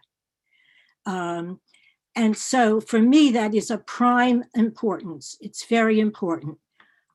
I don't know if it's correct that you haven't yet read the contract, but obviously it's very, very important to do that.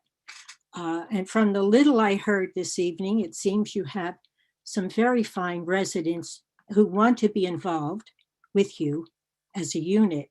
And I hope you take up that offer. Good luck to you all. And that's it. Thank you.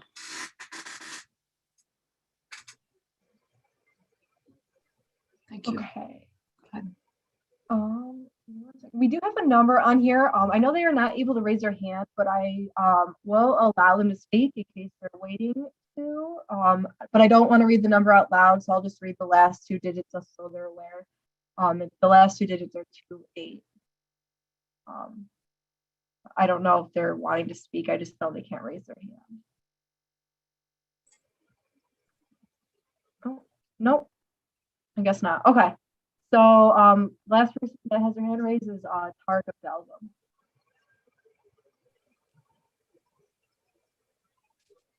Please state your full name and for the record. Good evening, this is Tarek Abdelazam. I live on Tremont Avenue. Can you hear me? Yes. Wonderful. So I wanted to share a bit. I'm in people have done a wonderful job communicating some concerns. I imagine that there are some council members that are just listening, going through the motions. They've talked to the mayor, they've had assurances this is just an audit, the maintenance schedule. And so you may proceed forward with voting yes on this contract. But I just like the council members to think about one important word: trust. I don't think there's a single person, I know there's all 7 council members unanimously want to make sure that there is effective maintenance on a nearly $300 million investment that we just made as taxpayers. I would bet this might be the only issue in the history of Broome County in which 100% of every user shares that exact same goal. So this is not about those who don't want to see that happen. Like, we all are unanimous in ensuring effective maintenance of this massive and very significant public investment. The issue is trust. Mayor David, because of his prior actions, lacks credibility. He has sparked uncertainty, anxiety. It is largely because of the last contract, 140,000 plus contract, where it was supposed to be a study exploring management options, delivering a report, and instead it was the delivery of a multi-100-page RFP, moving the process forward to privatization. So I hope that all of you can also understand that there is just a deficit of trust. You all just finished the police reform panel. And I know every council member, particularly the Republican council members, you spoke about the need to rebuild trust, and that we're communicating and that we're cooperating, and all that is just incredibly important to rebuild trust. Now, that is a very difficult issue to rebuild trust. Between police, Black and brown communities, that is an incredibly challenging issue to rebuild trust. With this issue, it is so simple. It's simply stating together, and it would be great if all 7 council members did this, to say, you know what, Mayor, we support your plan. We all support it. All of the community supports it. But because there's a lack of trust, all 7 of us are just going to not vote on this until the contract is available for public review and we all have a chance to see it. That's it. That's how you solve this issue. And when the solution to rebuilding and restoring trust is that simple, why would you not take that? Why does one Republican council member not stand up and just say, I want to work and communicate and collaborate and coordinate and help rebuild trust? There's no rush on this.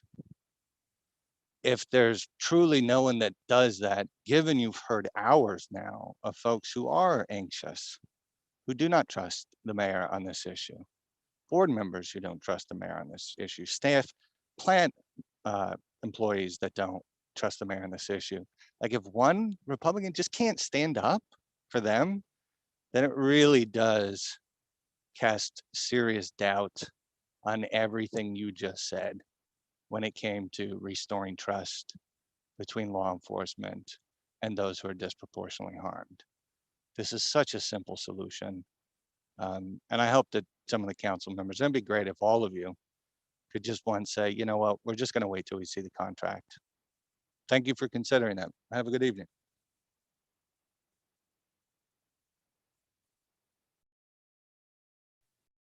And next we have is Jill Schultz. Please state your full name and address for the record. Jill Schultz, Monroe Street, Binghamton. I want to build on what Tarek said. The mayor is treating this like a done deal. Before city council voted, before the public gets to be heard. It's getting to a point where I'm wondering, how exactly are we supposed to participate in this democracy? City council doesn't, most of you don't respond to messages. There's no actual conversation. It really does seem like people going through the motions. And nothing is more basic to the health of our community than safe water and a sewage treatment plant that works. I wouldn't want you to sign a contract for bicycles without reading it first. How could you possibly say yes to this when you have not seen a contract? Lord knows what might be in it. You know, I sent an email earlier. Everybody has been saying the same thing. I will remind you that every single person who has spoken tonight has asked you to vote no. I certainly hope you will. This is outrageous. It's not just an offense to our health, it's an offense to our democracy. And democracy starts at this level. It starts with us as people treating each other with respect and listening. And I'd really like to see that happening. Brian Swan is still out there. I would love to cede the rest of my time to him because I bet he has a lot more useful stuff to tell us. Thank you. Good night.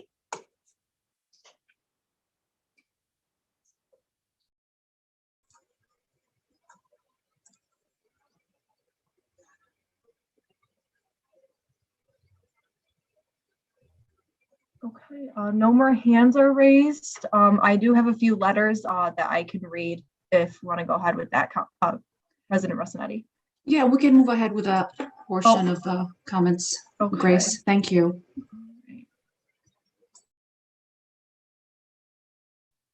Okay. This is a letter from Dan Dornbos. He states privatization at our sewage treatment plant. Dear members of Binghamton City Council, regarding the upcoming Binghamton City Council meeting on April 17th, I am deeply concerned and opposed to any consideration given to Veolia for any involvement with our water sewage treatment plant following their connection with the catastrophic water problem of Flint, Michigan. Furthermore, I am opposed to surrendering oversight of our water supply to any private industry. In a nutshell, I believe the following. Water is blue gold. We need to treat it as such and demand that our leaders do what it takes to maintain public control and transparent oversight of our water infrastructure. Further, public employees should be hired with livable wage jobs, provide a decent benefit and pensions to encourage quality employees with the skills and knowledge necessary to do the job, and in turn earn their quality, long-term retention and service to our community. Rapid turnover due to poor wages and benefits hardly translate to quality water management. Further, if we want to avoid water catastrophes in the future of our community, we must invest in a proactive and long-term perspective to our water supply, including flooding and other possible problems. Far too many communities are being extremely short-sighted regarding their water supply, such as the community in Florida. I urge you and our colleagues in the Binghamton City Council to act on behalf of our local citizens in defense of our community's water infrastructure.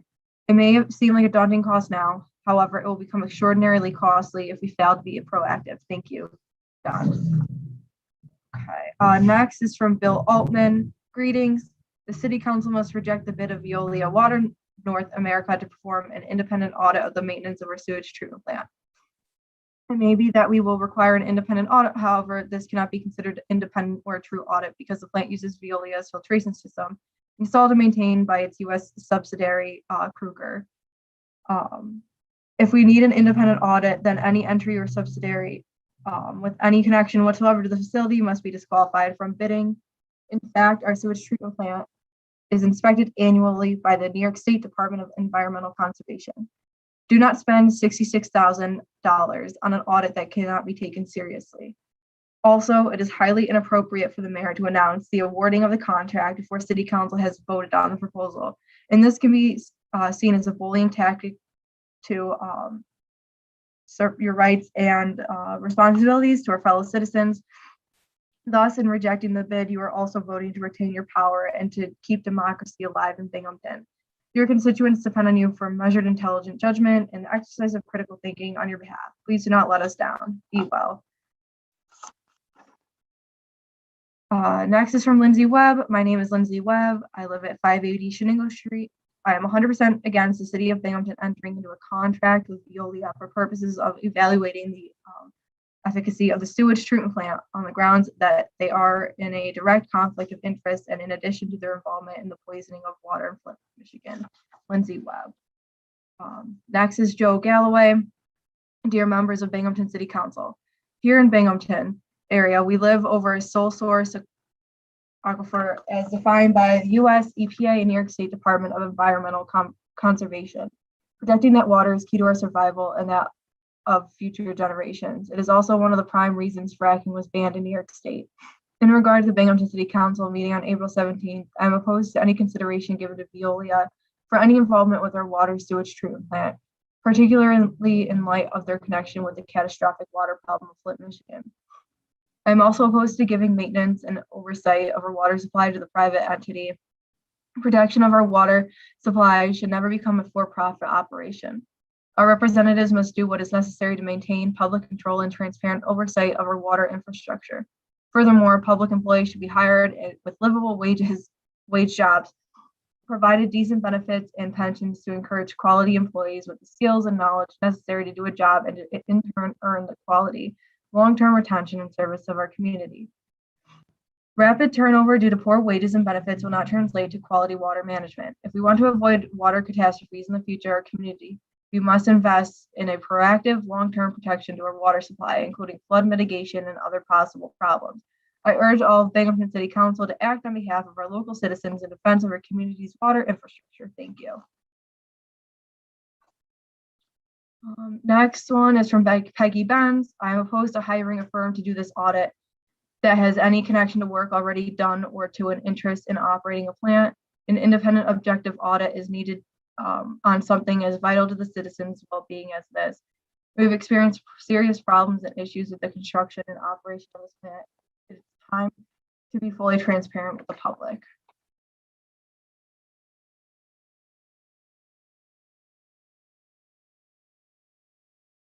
That was the last letter I received. Okay, great.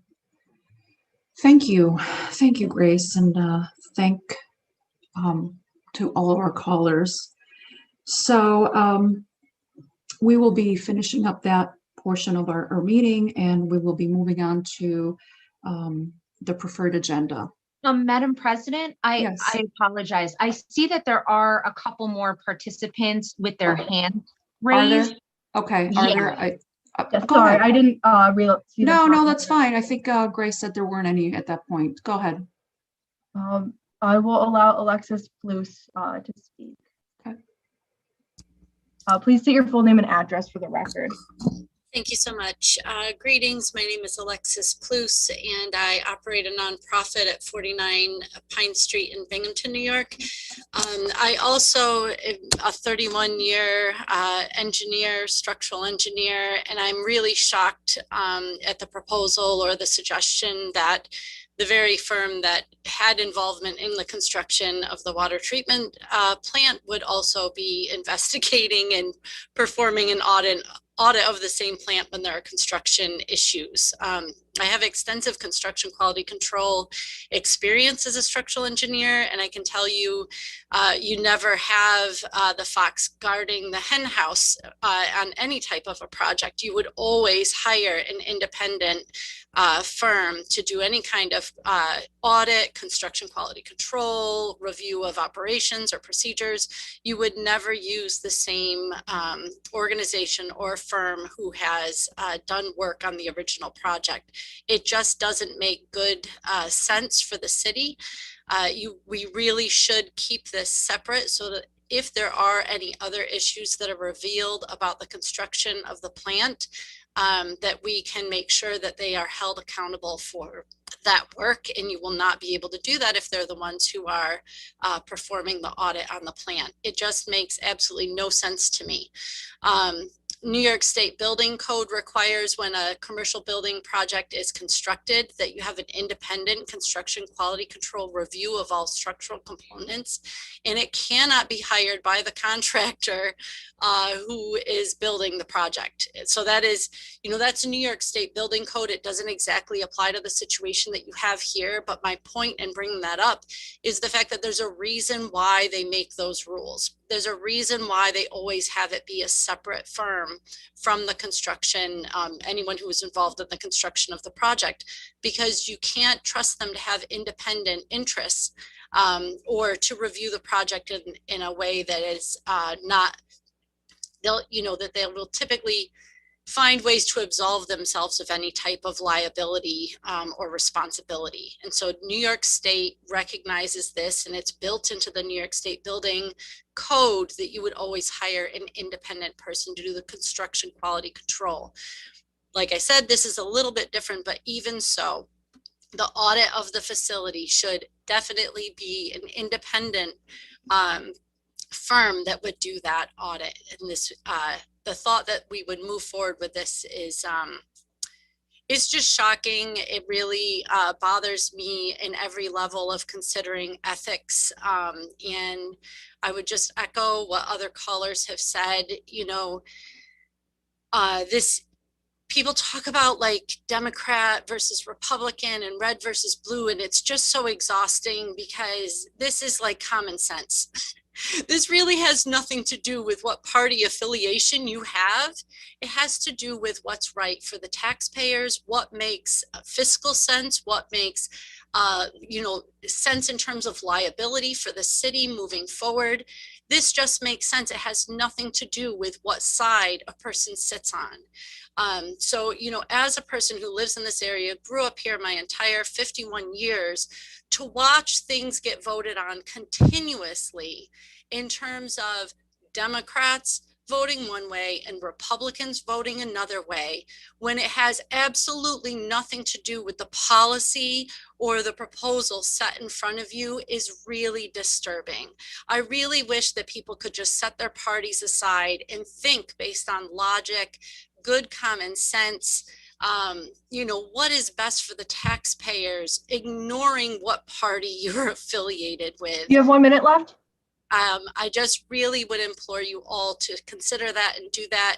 And again, you know, echoing what others have said in regards to like the police reform, it was so disappointing just to think that you know, having callers call in until they've exhausted their time limit and forcing you all to sit through an hour worth of public comment at every meeting should be something that every city council person is very excited about. The fact that you have engaged and concerned citizens should be something that would be absolutely exciting, that citizens care. But to have citizens call in with care and concern over and over again and then ignored becomes a real problem, and people will lose faith in their government. And I don't think that anyone wants that. So I would really ask everyone to consider what these multiple concerned citizens are calling in and saying. Thank you.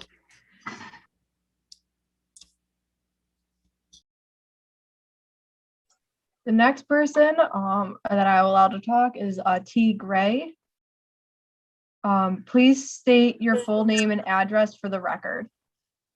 Hello, can you hear me? Yes. My name is Thomas Gray, and I'm a resident of the west side of Binghamton. Thank you for taking my comment tonight. It's pretty short and brief. It's more so to the Republican Party that's representing City Council here in Binghamton, because I know that the 3 Democrats that sit on City Council are going to do the right thing and vote no.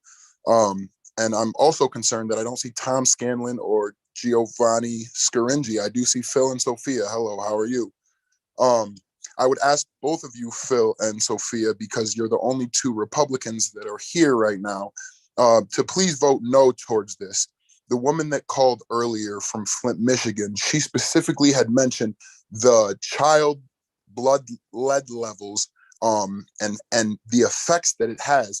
And being that the 2 of you represent the Children's Home of Wyoming Conference, Sophia, I know that you're a board of directors, and Phil, you are the CFO. I think that if you really care about this community and the youth in this community, that you would vote no for this, because your constituents, the youth, your families depend on clean water.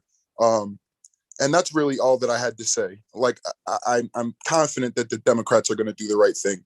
I'm not so sure about the Republicans, because I don't see that transparency there from you. And that's the most concerning thing, is you preach that we should be coming together in the community and doing the right thing, but you sit down on that all too often. So it's time to stand up and really show what you believe in. You know, accountability is the key, and let's get Binghamton improved. Let's stop the the old way of thinking. Let's become a little bit more progressive there. Okay. Thank you.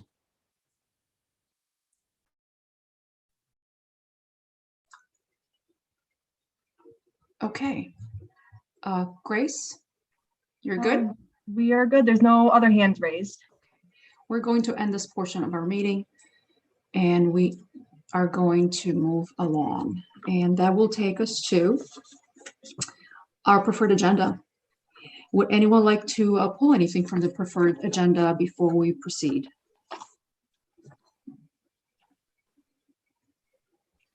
Okay. Not hear anything. So Grace, could you please introduce the preferred agenda, please? Yes. We have introductory ordinance 21-31. An ordinance to amend the code of the city of Binghamton, chapter 18, boards, commissions, and committees of sections 18 to 39 and 18 to 41 to update membership qualifications and to correct the terms of Commission on Architecture and Urban Design members. Any comments? Okay, can you move on, please, to the next one? Introductory ordinance 21-32, an ordinance to amend the 2021 police budget to amend positions in the code of the city of Binghamton, sections 124 to 39A, standard workday. Any discussion? Okay, so I'll take a motion to approve the preferred agenda. So moved. Second. Thank you, and we'll have a full roll call, please. Councilman Spencer. Can you say that again, Grace? We can't hear you. Councilman Scringy. Aye. Councilwoman Riley. Aye. Councilwoman Friedman. Aye. Councilman Burns. Aye. Councilman Strong. Aye. Councilman Scanlon. Aye. President Massotti. Aye. Grace, we do have a little bit of a hard time hearing you, just so you know. Okay, I do apologize. The audio on this laptop isn't the greatest, so Okay. Just if I do cut out, just please let me know. So it is 7 ayes and 0 nays. Okay, that passes.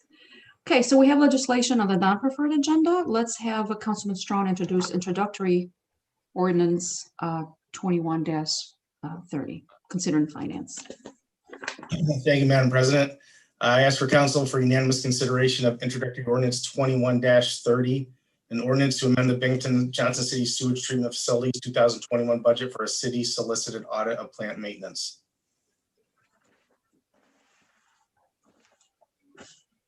Do we have a second? Second. I'm sorry, second. Okay. Any comments or questions? Yeah, Madam President. Sorry, yes, Councilman Burns, did you say something? Yes. Okay, go ahead. Thank you. Regarding this legislation and the next legislation concerning the contract that we're allowing the mayor to go into, you know, I've listened to tonight intently, and I did a lot of research. And, you know, I'm all in favor of getting all the information that we need to properly maintain the sewage treatment plant. We've spent approximately $300 million of taxpayer money, and we owe it to the ratepayers to give them, you know, to do what's right for them. That's who we owe. That's who's paying for this. And it's not just us, it's the whole county. And our superintendent, he says that, you know, you know, he's confident that it will show that they've been doing their jobs properly. And I am too. I think that it kind of speaks for itself that the DEC has given us a A+, that the water that's going in the river is actually cleaner than the water that's already in the river. I mean, it's unbelievable what a great thing that this new building has done for us as cities and as a county. So I'm all in favor of getting getting all the information needed from the software, from all the mechanics, the machines, and getting us the proper maintenance schedules. All right. However, the company that we are seeking to go into this contract with, I just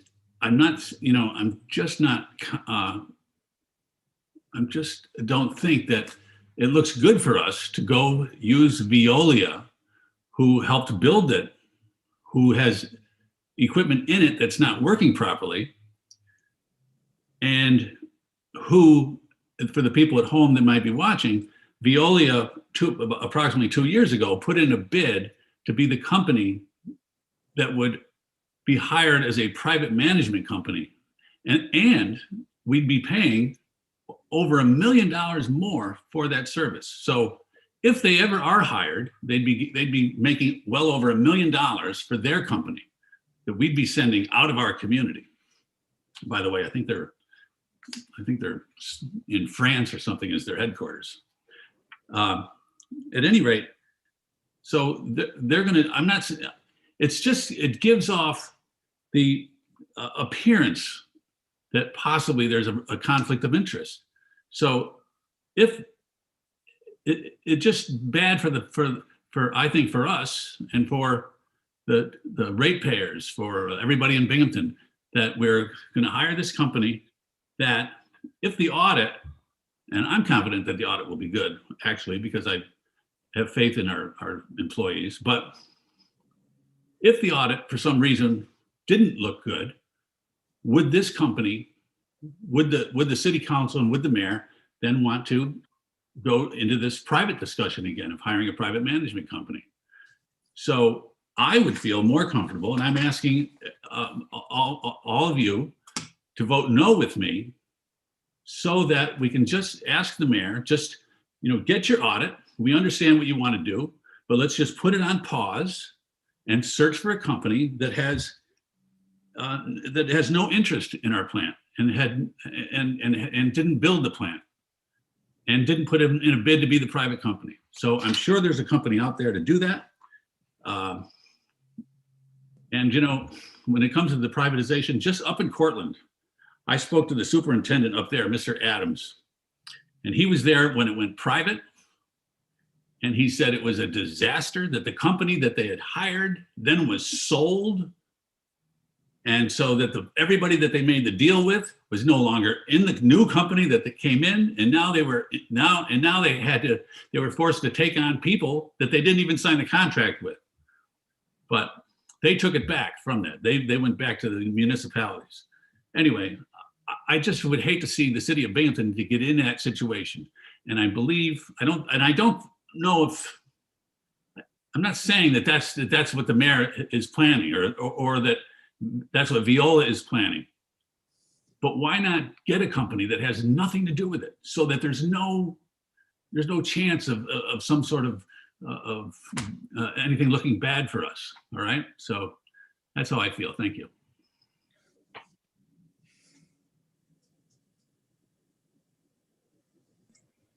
Councilwoman Freeman.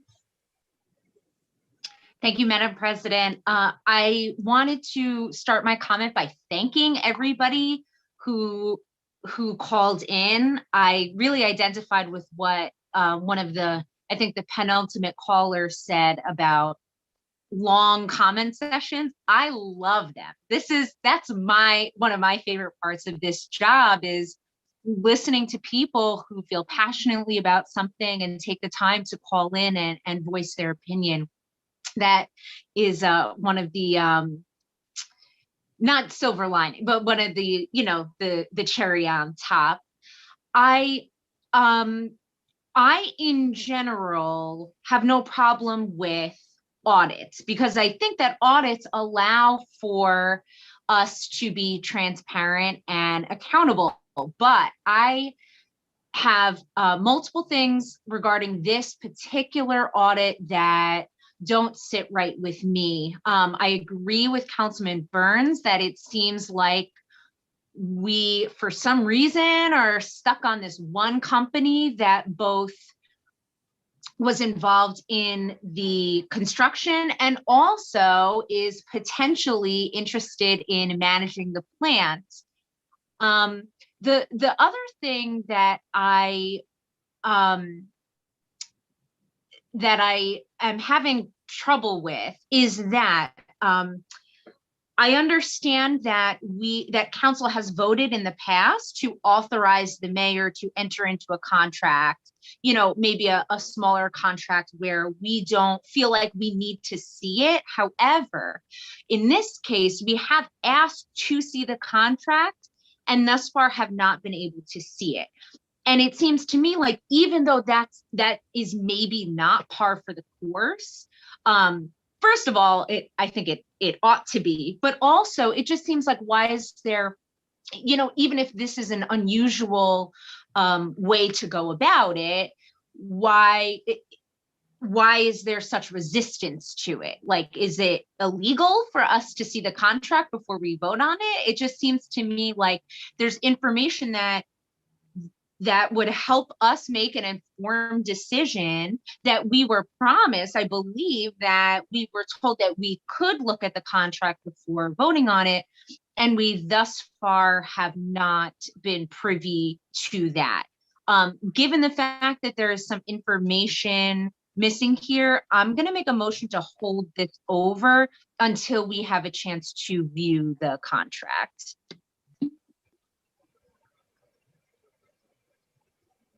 We need a second.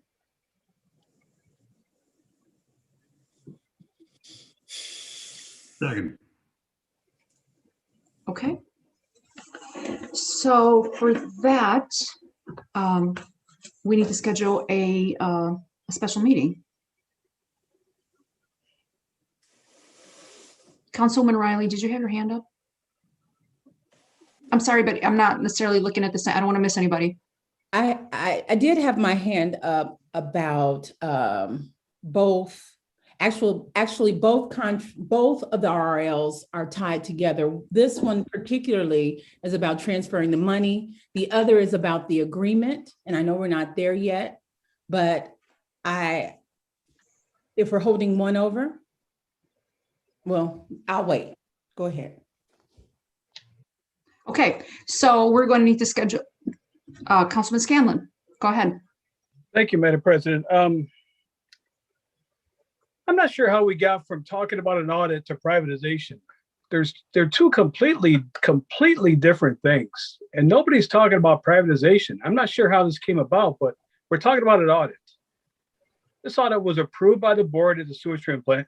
Elliot Wagner, in the end, agreed about the audit. So I'm not sure how we got the audit to privatization, and they're two completely different issues. And Madam President, that's all I have to say. Thank you. Okay, thank you.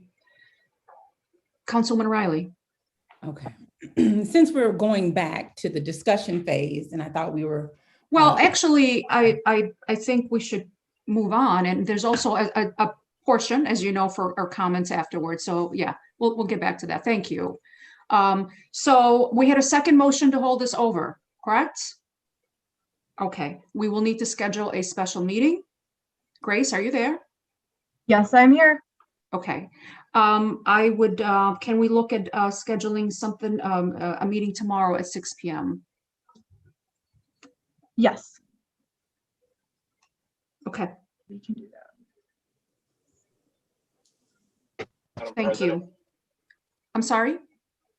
Madam President? Yes, Councilman Scaringi, go ahead. Thank you, Madam President. Are we checking on availabilities? We are going to do that. Yes, I was just going to ask. Okay, I Yeah. apologize. Thank you, Madam President. Would that work for hopefully everybody? I actually have a conflict then, but I do. I mean, the impetus for holding it over was because we have not yet viewed the contract, and I'm wondering if we can guarantee that we will be able to look at the contract by the time we are voting on it. That's my only concern. Ken, are you? Yeah, I'm a little confused. I sent you the consultant professional services agreement, and the proposal was attached to the RL. That's the contract. Those two documents combined are the contract. And both of those are in your possession. So you have all the information that goes into that is the contract. The document that I received, and forgive me, I'm pulling it up now. It was the consultant agreement was a blank template. Exactly. That's exactly what the contract is, and you attach exhibit to it is the proposal. The only information that's put into the template are the names of the parties and dates and the date of the resolution. The contract is that form together with the proposal as an exhibit. That's the standard form of contract for 90% of these. So you have all of the information. So there's no way for us to look at like proposed deliverables, like that's all in the proposal. That's what the proposal does. My understanding is, I'm sorry to interrupt, that this has been the process. Ken, please clarify for me. This has been the process regarding contracts now for a long time, right? I just trying to figure out where the confusion is what's missing. This has been the process. The only thing that's missing is we haven't written in the name and the date that the resolution was passed. But otherwise, that's the form contract together with the proposal. That is the contract. You have all the information. Okay, appreciate that. Councilwoman Riley, go ahead. You're muted. Yes, thank you for acknowledging my hand, Council President. So, Mr. Frank, you did mention that this is the standard contract for 90% of the agreements the relationships we build, we move forward with in terms of the city. What about the other 10%?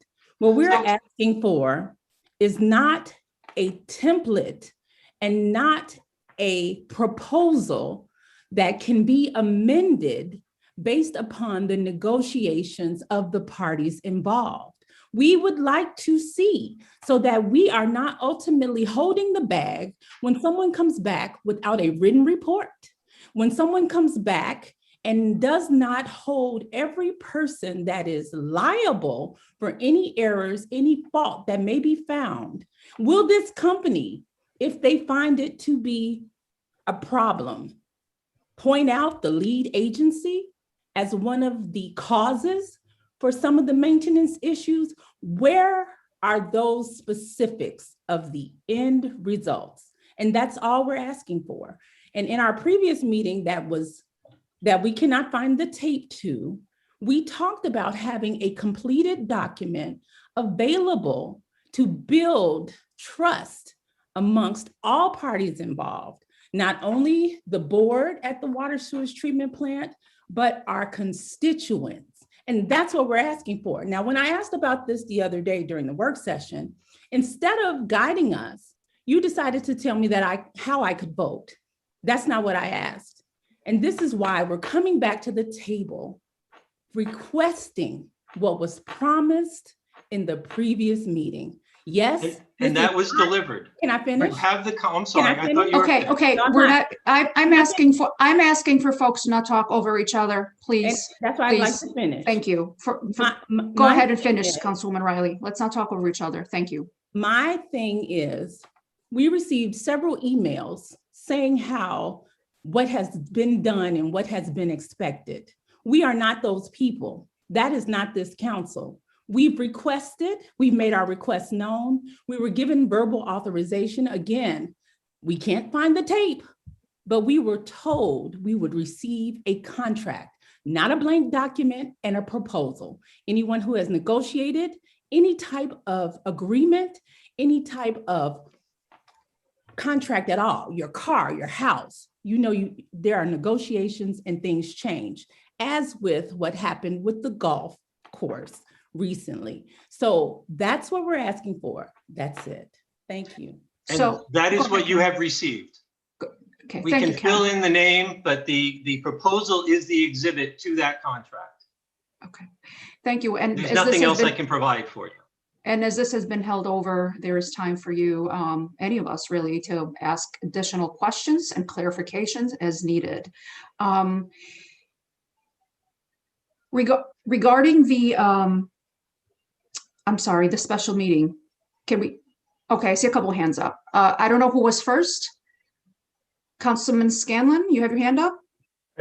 I do. Okay, go ahead. I was just going to make a suggestion, Madam President. Why don't you poll everybody, starting through the districts and see who's available. So if we have a quorum tomorrow, we can have a special meeting and we'll go for it. Okay, which is exactly what we're going to do. Let's do that. Who's available tomorrow to have that meeting?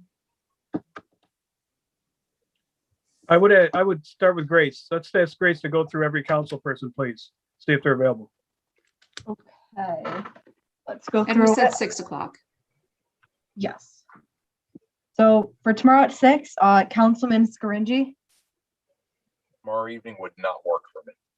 Okay. I'm sorry, we can't hear you, Councilman Scaringi. I'm sorry, Madam President. Tomorrow evening would not work for me. Okay.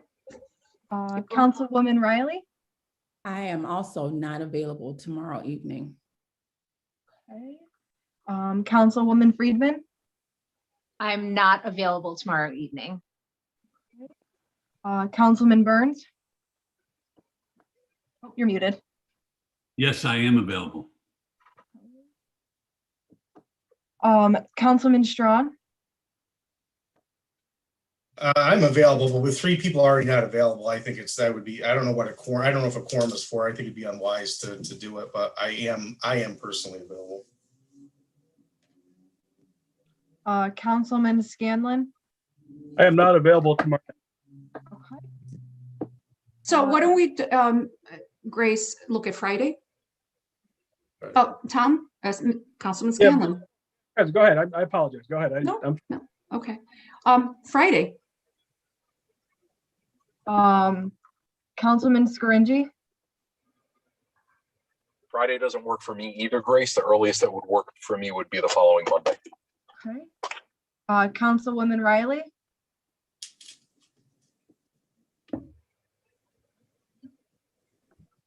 Can you come back to me really quickly? I don't have my calendar. Yes, of course. Councilwoman Friedman. 6 o'clock on Friday would work for me, but I am unavailable starting at 7 o'clock. Councilman Burns. I'm not available until Monday. Councilman Strawn. I'm not available on Friday, no. Okay. Councilman Scanlon. Would be available on Monday also. Okay. President Rossetti. Okay, I'm actually available all of those days, but it sounds like maybe Monday would be the next day. Let's try that one. Okay, we're now going to Monday at 6. So Councilman Scaringi.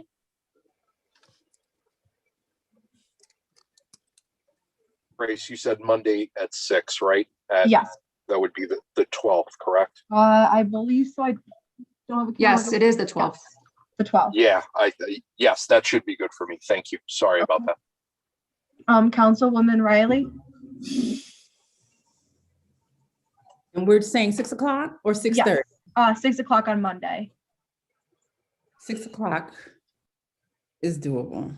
It would be easier if it was 6:30, but I'll try to make that work. Councilwoman Friedman.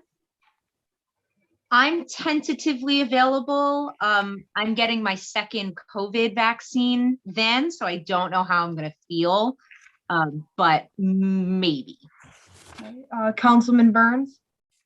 Well, I'll miss my first in-person yoga class since I got my second vaccination, but yes, I'm available. Okay. Councilman Strawn. Yes, I'll be available Monday. Okay. Councilman Scanlon.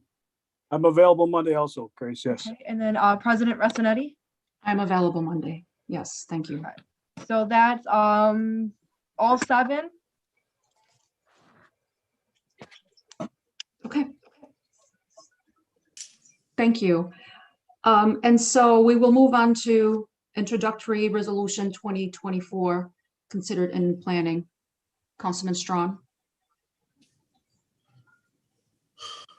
Thank you, Madam President. As for, well, I don't know, we can't vote on this until, because we don't have the other one. It's in order, correct? So I think we should just hold this over until Monday too. So we get a second. I just want to make sure procedurally, thank you. And Frank can probably do this, but I understand from the work session that the one has to precede the other. Yeah. Thank you. Properly seconded. Say that again. I said it was moved and properly seconded to hold it over. Okay. Thank you. Any discussion before we move on?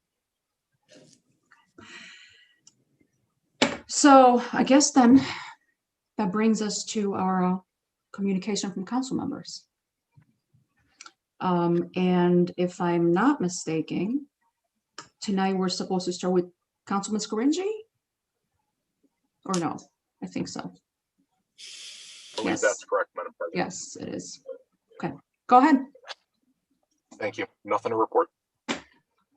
Okay, moving on then to Councilwoman Riley. Thank you, Council President Rezanetti. Again, I just like to thank everyone for all of the calls, all of the emails, and all of the just engagement we've had around the topics that council has presented. As you know, many of us are brand new to this, and it helps us to really hear from you so that we can do our best in these roles. We ask questions because we want to be better.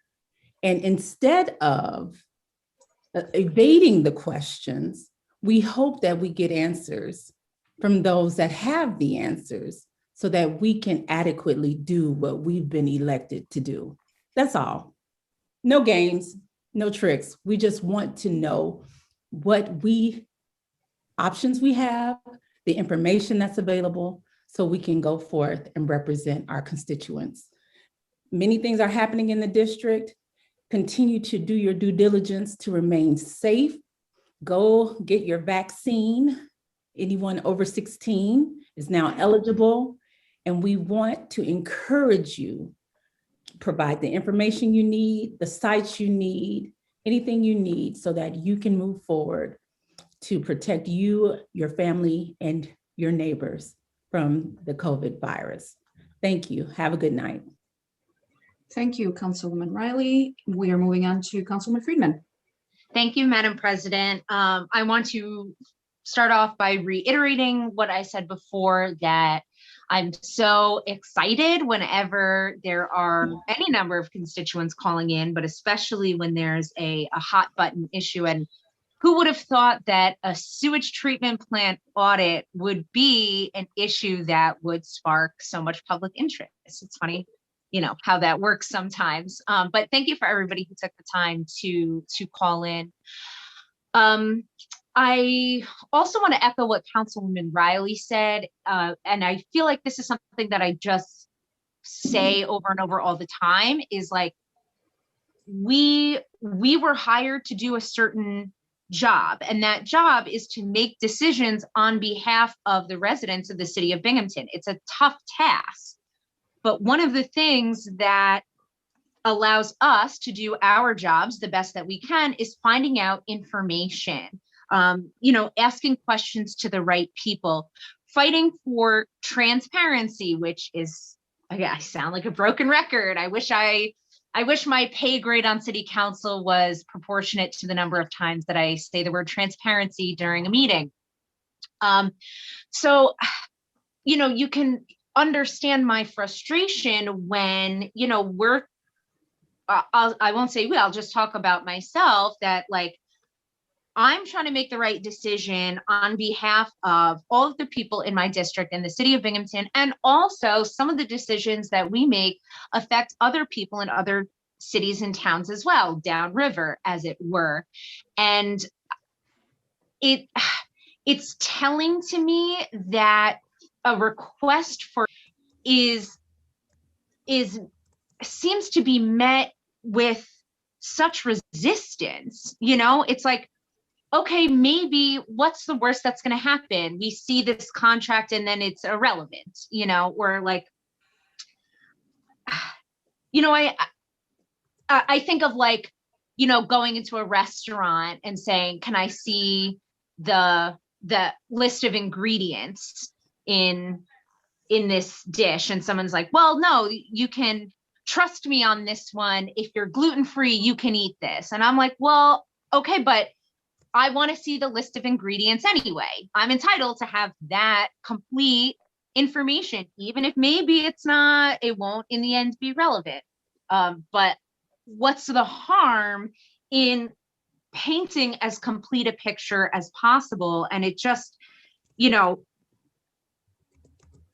it's like, I get so frustrated because it seems like things like complete information or, you know, transparency, accountability, it's like, these are sort of what I perceive to be sort of givens. You know, these are things that we should be entitled to no matter what. And then it feels like I'm fighting an uphill battle all the time to like get information that would help me make an informed decision. So, you know, I'm glad at least we were able to hold that piece of legislation over. You know, it seems like the community, at least the people who have called in for 2 hours, have made up their minds about what is in their best interest. And I plan to heed those, especially all of the workers at the sewage treatment plant. Thank you so much for being engaged, tuning in, calling in.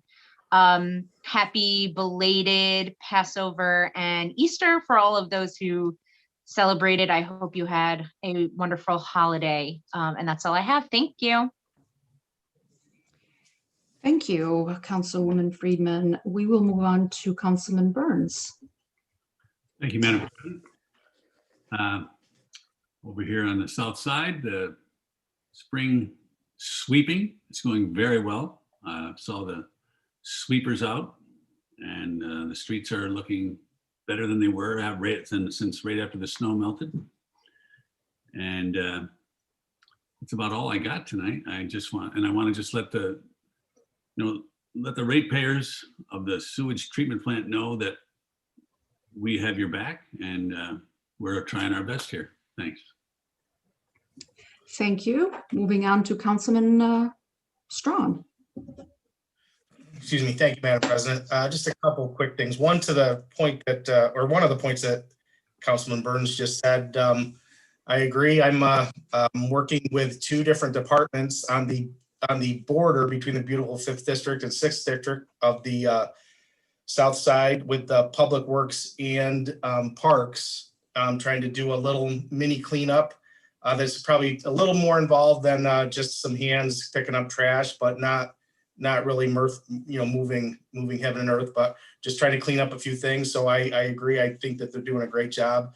I'm looking forward to working with them on this as an area where people enter the city on 434 and on off of Vestal Ave. So I appreciate multiple departments, including streetlights, which I think is a different department. So really 3 departments working together from the city. I want to thank them for that cooperation. And just a quick to the other point at hand tonight, just a quick perspective.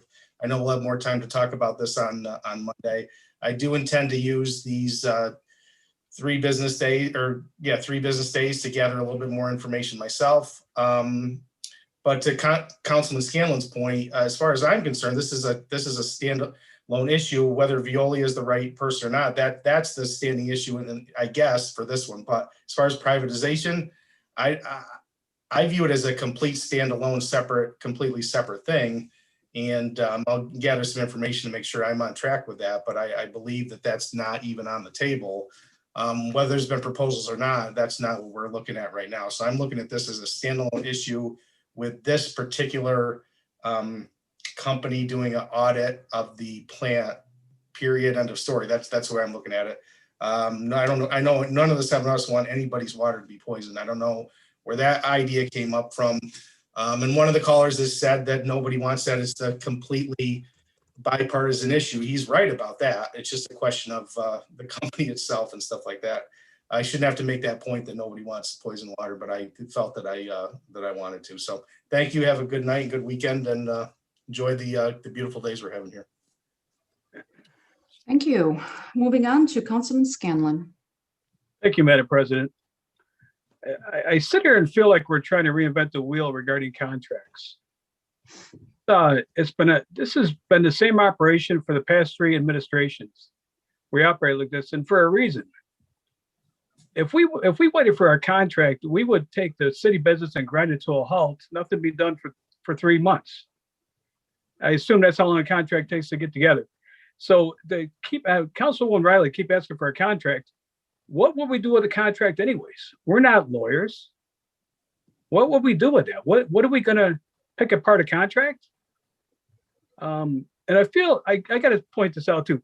I feel like Ken Frank's integrity has been in question here. And if you're questioning Ken Frank's integrity, I don't even know how to respond to that. That doesn't make any sense to me. He's the attorney. He's not Republican. He's not Democrat. He's the attorney. And if you're questioning Ken Frank, I don't know how to respond. Thank you, Madam President. Thank you, Councilman Scanlon. I don't have much to say, just a couple quick things. First of all, I do want to say thank you to all the callers and all the comments that were made tonight. And thank you to those who also have, in other times when I've had conversations regarding this topic. I really do appreciate those conversations. And I do want to say, just like Councilman Strawn mentioned a little while ago, I too will take those next few days to really review what it is that we have, the information that we have available. And this is certainly not easy, but it is really important. And I appreciate everyone's comments. Something that Councilman Scanlon just said regarding Ken Frank, I want to echo that a million times over. It does feel that I don't know. I don't know what it is, but I guess just to focus to your point, Councilman Scanlon, he's someone with a great integrity who's been respected over, multiple administrations. And so I just want to say thank you to Ken Frank for that. The next piece, I really don't like talking about this. I don't want to talk about it because it's exhausting. It's been exhausting for me and my family. So I'm going to make it really, really quick. The incident attack that took place 2 weeks ago, you all know the details. I'm not going to get into them again, but I do feel like I have to say thank you publicly to those who contacted me. I mean, oh my God, I was completely overwhelmed from all the people that are heard, Binghamton, outside of Binghamton, Republicans, Democrats, liberals. It was just overwhelming. And I just wanted to take that minute to say to you publicly, thank you. It means a lot to me and my family. And thank you to those elected officials who also condemned it publicly and unequivocally. I also wanted to say a big thank you to our clerk and deputy clerk. There are times when I know they're trying really hard with the technology, with the changes, that everything that's happened. And I know that sometimes there's an anxiety level trying to make it all happen as we move along. And I just wanted to say thank you to you both. We all appreciate what you do. And it just means a lot to me. Thank you for doing the best that you can. And I'm sorry that, we do have to go through these like technological bumps sometimes, but thank you. And lastly, April is Volunteer Month.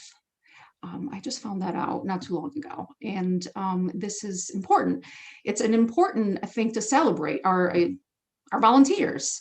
They pick a cause and they make a difference in people's lives. And so if there's an opportunity to recognize the impact of volunteer service, I encourage you to take that opportunity and to highlight the work that they do and how much we appreciate everything that they give to us. I mean, it goes from, volunteer firefighters, EMTs. I mean, the list doesn't end when it comes to volunteers. So thank you.